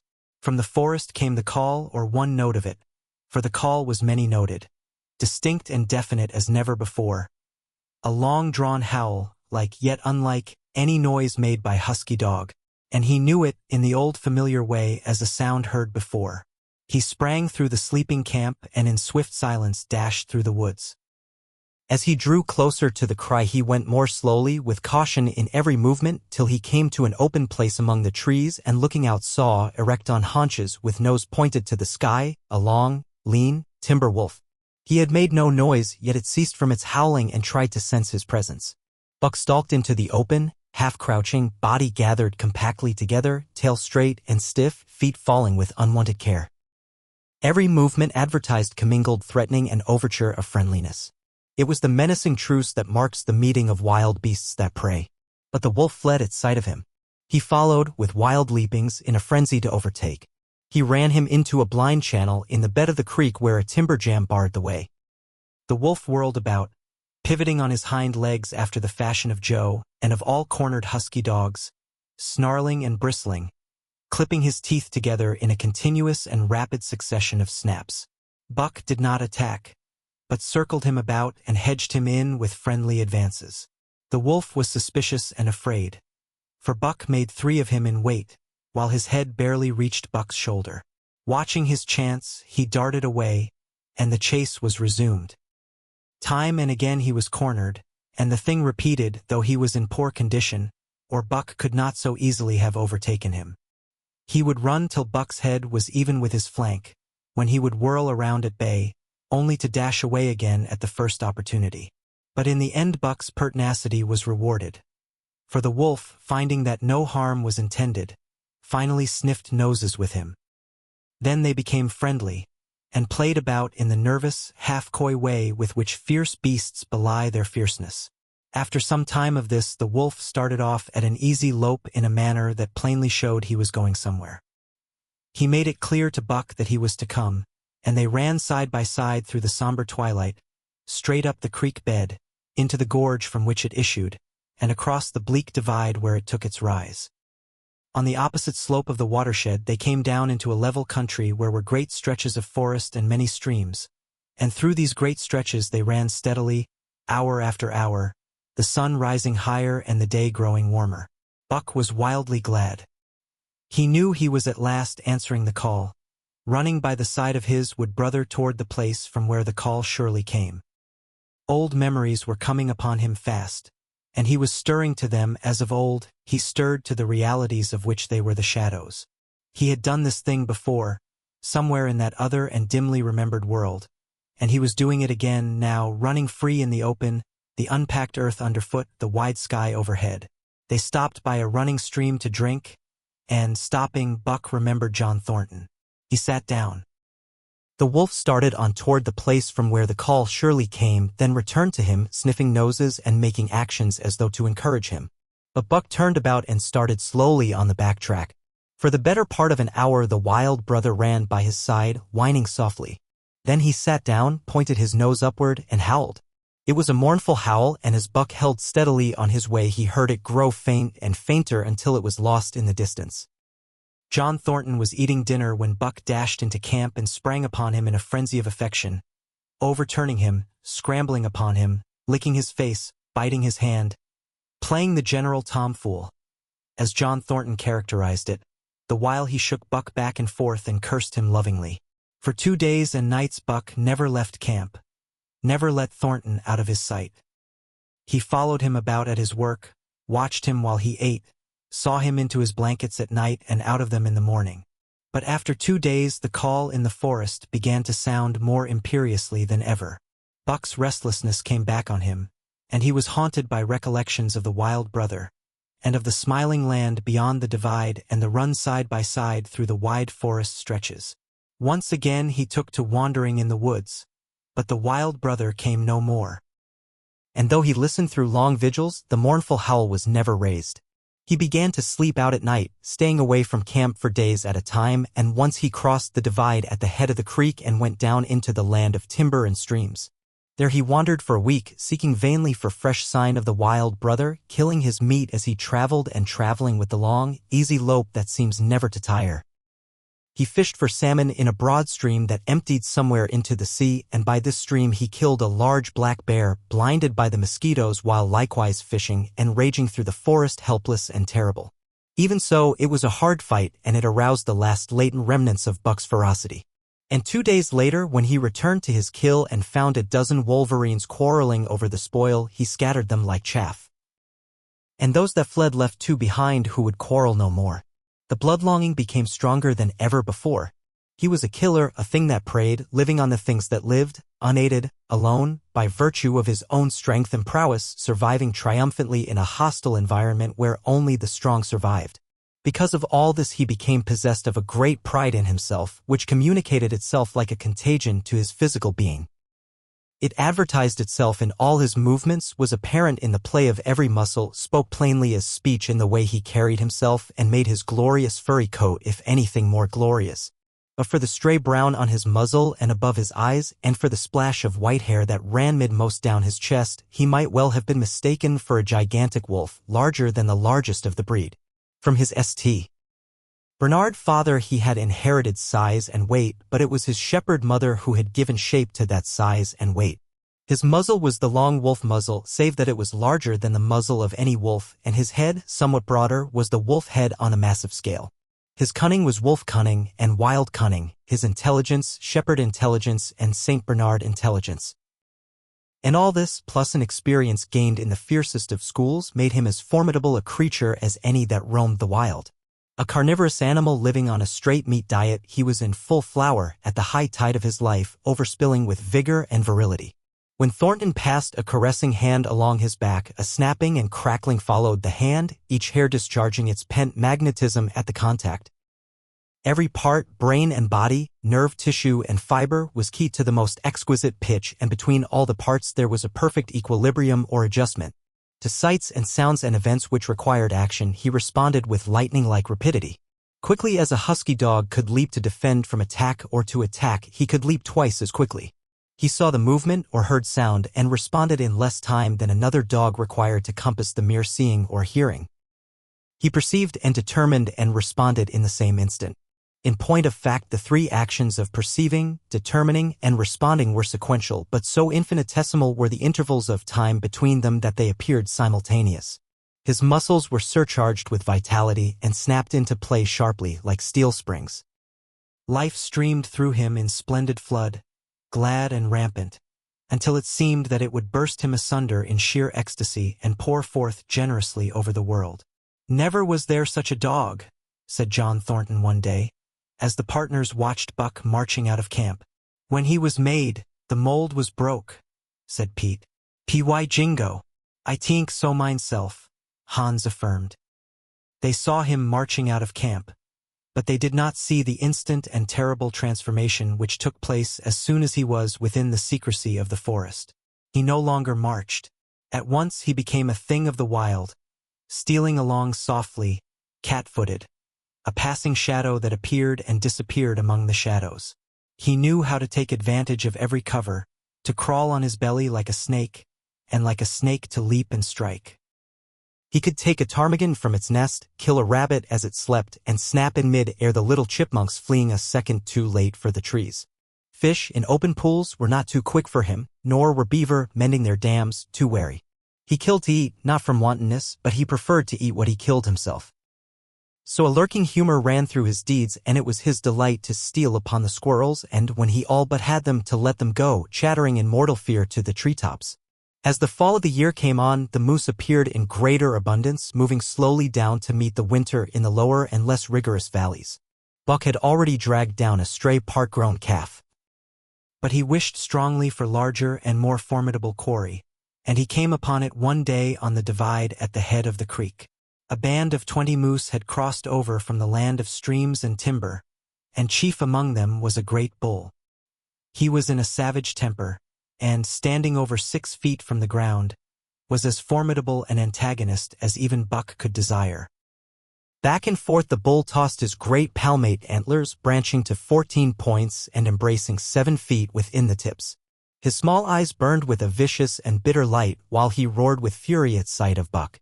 From the bull's side, just forward of the flank, protruded a feathered arrow end which accounted for his savageness. Guided by that instinct which came from the old hunting days of the primordial world, Buck proceeded to cut the bull out from the herd. It was no slight task. He would bark and dance about in front of the bull, just out of reach of the great antlers and of the terrible splay hoofs which could have stamped his life out with a single blow. Unable to turn his back on the fanged danger and go on, the bull would be driven into paroxysms of rage. At such moments he charged Buck, who retreated craftily, luring him on by a simulated inability to escape. But when he was thus separated from his fellows, 2 or 3 of the younger bulls would charge back upon Buck and enable the wounded bull to rejoin the herd. There is a patience of the wild, dogged, tireless, persistent as life itself, that holds motionless for endless hours the spider in its web, the snake in its coils, the panther in its ambuscade. This patience belongs peculiarly to life when it hunts its living food. And it belonged to Buck as he clung to the flank of the herd, retarding its march, irritating the young bulls, worrying the cows with their half-grown calves, and driving the wounded bull mad with helpless rage. For half a day this continued. Buck multiplied himself, attacking from all sides, enveloping the herd in a whirlwind of menace, cutting out his victim as fast as it could rejoin its mates, wearing out the patience of creatures preyed upon, which is a lesser patience than that of creatures preying. As the day wore along and the sun dropped to its bed in the northwest, the darkness had come back and the fall nights were 6 hours long. The young bulls retraced their steps more and more reluctantly to the aid of their beset leader. The downcoming winter was harrying them on to the lower levels, and it seemed they could never shake off this tireless creature that held them back. Besides, it was not the life of the herd or of the young bulls that was threatened. The life of only one member was demanded, which was a remoter interest than their lives, and in the end they were content to pay the toll. As twilight fell, the old bull stood with lowered head, watching his mates, the cows he had known, the calves he had fathered, the bulls he had mastered, as they shambled on at a rapid pace through the fading light. He could not follow, for before his nose leaped the merciless fanged terror that would not let him go. 300 weight, more than half a ton he weighed. He had lived a long, strong life, full of fight and struggle, and at the end he faced death at the teeth of a creature whose head did not reach beyond his great knuckled knees. From then on, night and day, Buck never left his prey, never gave it a moment's rest, never permitted it to browse the leaves of trees or the shoots of young birch and willow. Nor did he give the wounded bull opportunity to slake his burning thirst in the slender trickling streams they crossed. Often, in desperation, he burst into long stretches of flight.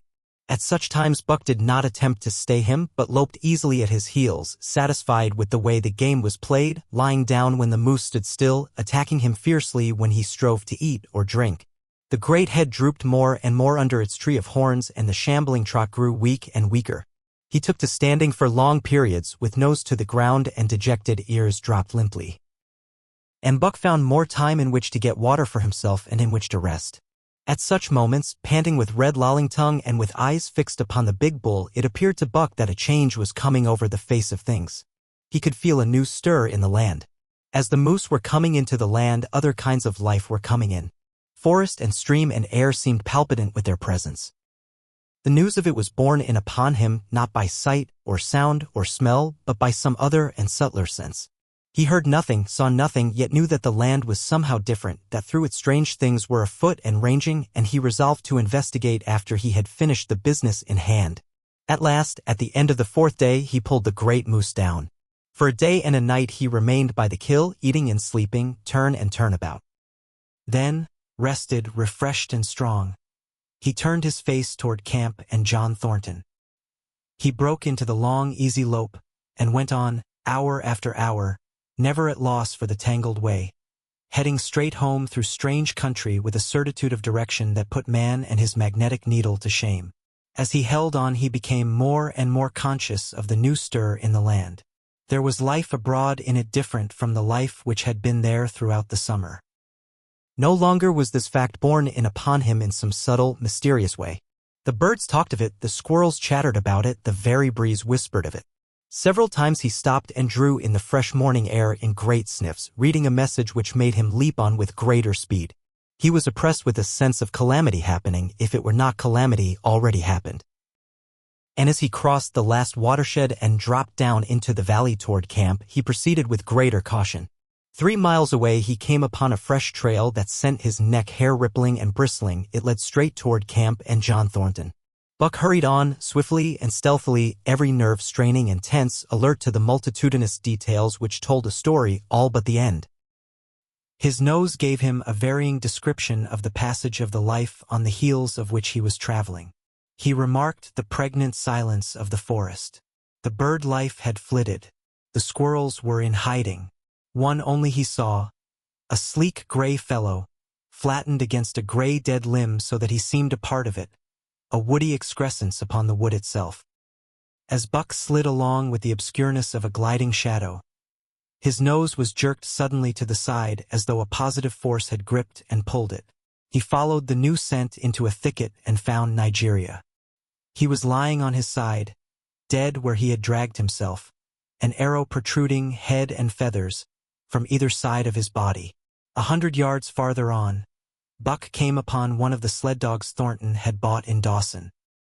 This dog was thrashing about in a death struggle directly on the trail, and Buck passed around him without stopping.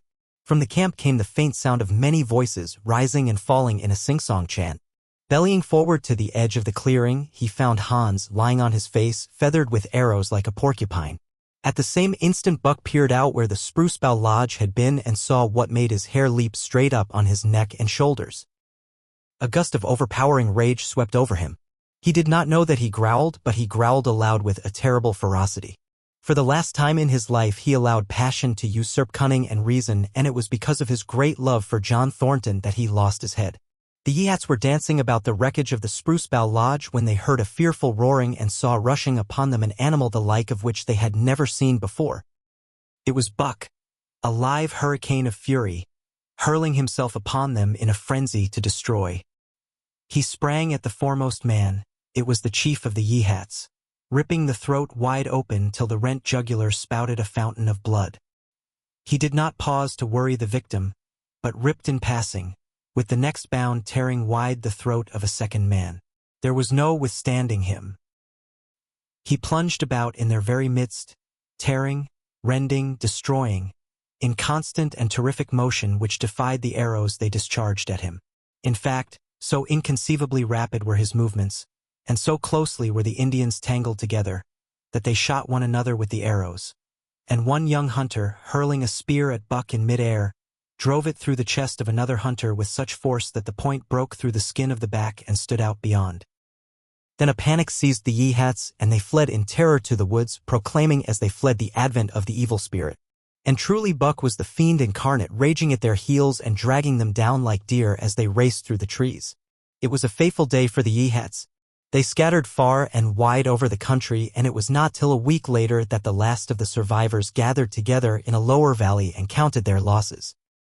As for Buck, wearying of the pursuit, he returned to the desolated camp. He found Pete where he had been killed in his blankets in the first moment of surprise. Thornton's desperate struggle was fresh written on the earth, and Buck scented every detail of it down to the edge of a deep pool. By the edge, head and 4 feet in the water, lay Skeet, faithful to the last. The pool itself, muddy and discolored from the sluice boxes, effectually hid what it contained, and it contained John Thornton. For Buck followed his trace into the water, from which no trace led away. All day Buck brooded by the pool or roamed restlessly about the camp. Death, as a cessation of movement, as a passing out and away from the lives of the living, he knew, and he knew John Thornton was dead. It left a great void in him, somewhat akin to hunger, but a void which ached, and which food could not fill. At times, when he paused to contemplate the carcasses of the Yeehats, he forgot the pain of it. And at such times he was aware of a great pride in himself, a pride greater than any he had yet experienced. He had killed man, the noblest game of all, and he had killed in the face of the law of club and fong. He sniffed the bodies curiously. They had died so easily. It was harder to kill a husky dog than them. They were no match at all, were it not for their arrows and spears and clubs. Thenceforward he would be unafraid of them except when they bore in their hands their arrows, spears, and clubs. Night came on, and a full moon rose high over the trees into the sky, lighting the land till it lay bathed in ghostly day. And with the coming of the night, brooding and mourning by the pool, Buck became alive to a stirring of the new life in the forest other than that which the Yeehats had made. He stood up, listening and scenting. From far away drifted a faint, sharp yelp, followed by a chorus of similar sharp yelps. As the moments passed, the yelps grew closer and louder. Again Buck knew them as things heard in that other world which persisted in his memory. He walked to the center of the open space and listened. It was the call, the many-noted call, sounding more luringly and compellingly than ever before. And as never before, he was ready to obey. John Thornton was dead. The last tie was broken. Man and the claims of man no longer bound him. Hunting their living meat, as the Yeehats were hunting it, on the flanks of the migrating moose, the wolf pack had at last crossed over from the land of streams and timber and invaded Buck's Valley. Into the clearing where the moonlight streamed, they poured in a silvery flood, and in the center of the clearing stood Buck, motionless as a statue, waiting their coming. They were awed, so still and large he stood, and a moment's pause fell till the boldest one leaped straight for him. Like a flash Buck struck, breaking the neck. Then he stood, without movement as before, the stricken wolf rolling in agony behind him. 3 others tried it in sharp succession, and one after the other they drew back, streaming blood from slashed throats or shoulders. This was sufficient to fling the whole pack forward, pell-mell, crowded together, blocked and confused by its eagerness to pull down the prey. Buck's marvelous quickness and agility stood him in good stead. Pivoting on his hind legs and snapping and gashing, he was everywhere at once, presenting a front which was apparently unbroken, so swiftly did he whirl and guard from side to side. But to prevent them from getting behind him, he was forced back, down past the pool and into the creek bed, till he brought up against a high gravel bank. He worked along to a right angle in the bank which the men had made in the course of mining, and in this angle he came to bay, protected on 3 sides and with nothing to do but face the front. And so well did he face it that at the end of half an hour the wolves drew back discomfited. The tongues of all were out and lolling, the white fangs showing cruelly white in the moonlight. Some were lying down with heads raised and ears pricked forward, others stood on their feet, watching him, and still others were lapping water from the pool. One wolf, long and lean and gray, advanced cautiously in a friendly manner, and Buck recognized the wild brother with whom he had run for a night and a day. He was whining softly, and as Buck whined, they touched noses. Then an old wolf, gaunt and battle-scarred, came forward. Buck writhed his lips into the preliminary of a snarl, but sniffed noses with him, whereupon the old wolf sat down, pointed nose at the moon, and broke out the long wolf howl. The others sat down and howled. And now the call came to Buck in unmistakable accents. He too sat down and howled.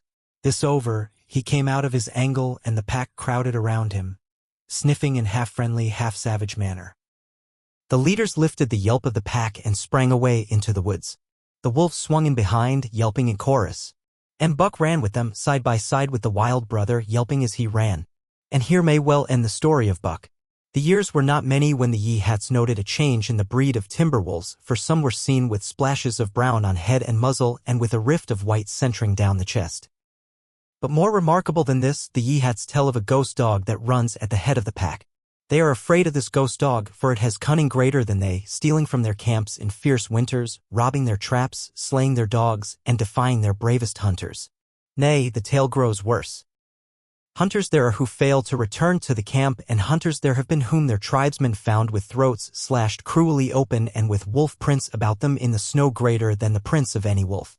Each fall, when the Yeehats follow the movement of the moose, there is a certain valley which they never enter.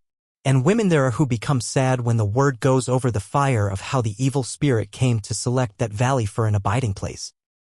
In the summers there is one visitor, however, to that valley of which the Yeehats do not know. It is a great, gloriously coated wolf, like, and yet unlike, all other wolves. He crosses alone from the smiling timberland and comes down into an open space among the trees. Here a yellow stream flows from rotted moose-hide sacks and sinks into the ground, with long grasses growing through it and vegetable mold overrunning it and hiding its yellow from the sun. And here he muses for a time, howling once, long and mournfully, ere he departs. But he is not always alone. When the long winter nights come on and the wolves follow their meat into the lower valleys, he may be seen running at the head of the pack through the pale moonlight or glimmering borealis, leaping gigantic above his fellows. His great throat a bellow as he sings a song of the younger world, which is the song of the pack. Thank you for listening to The Call of the Wild by Jack London.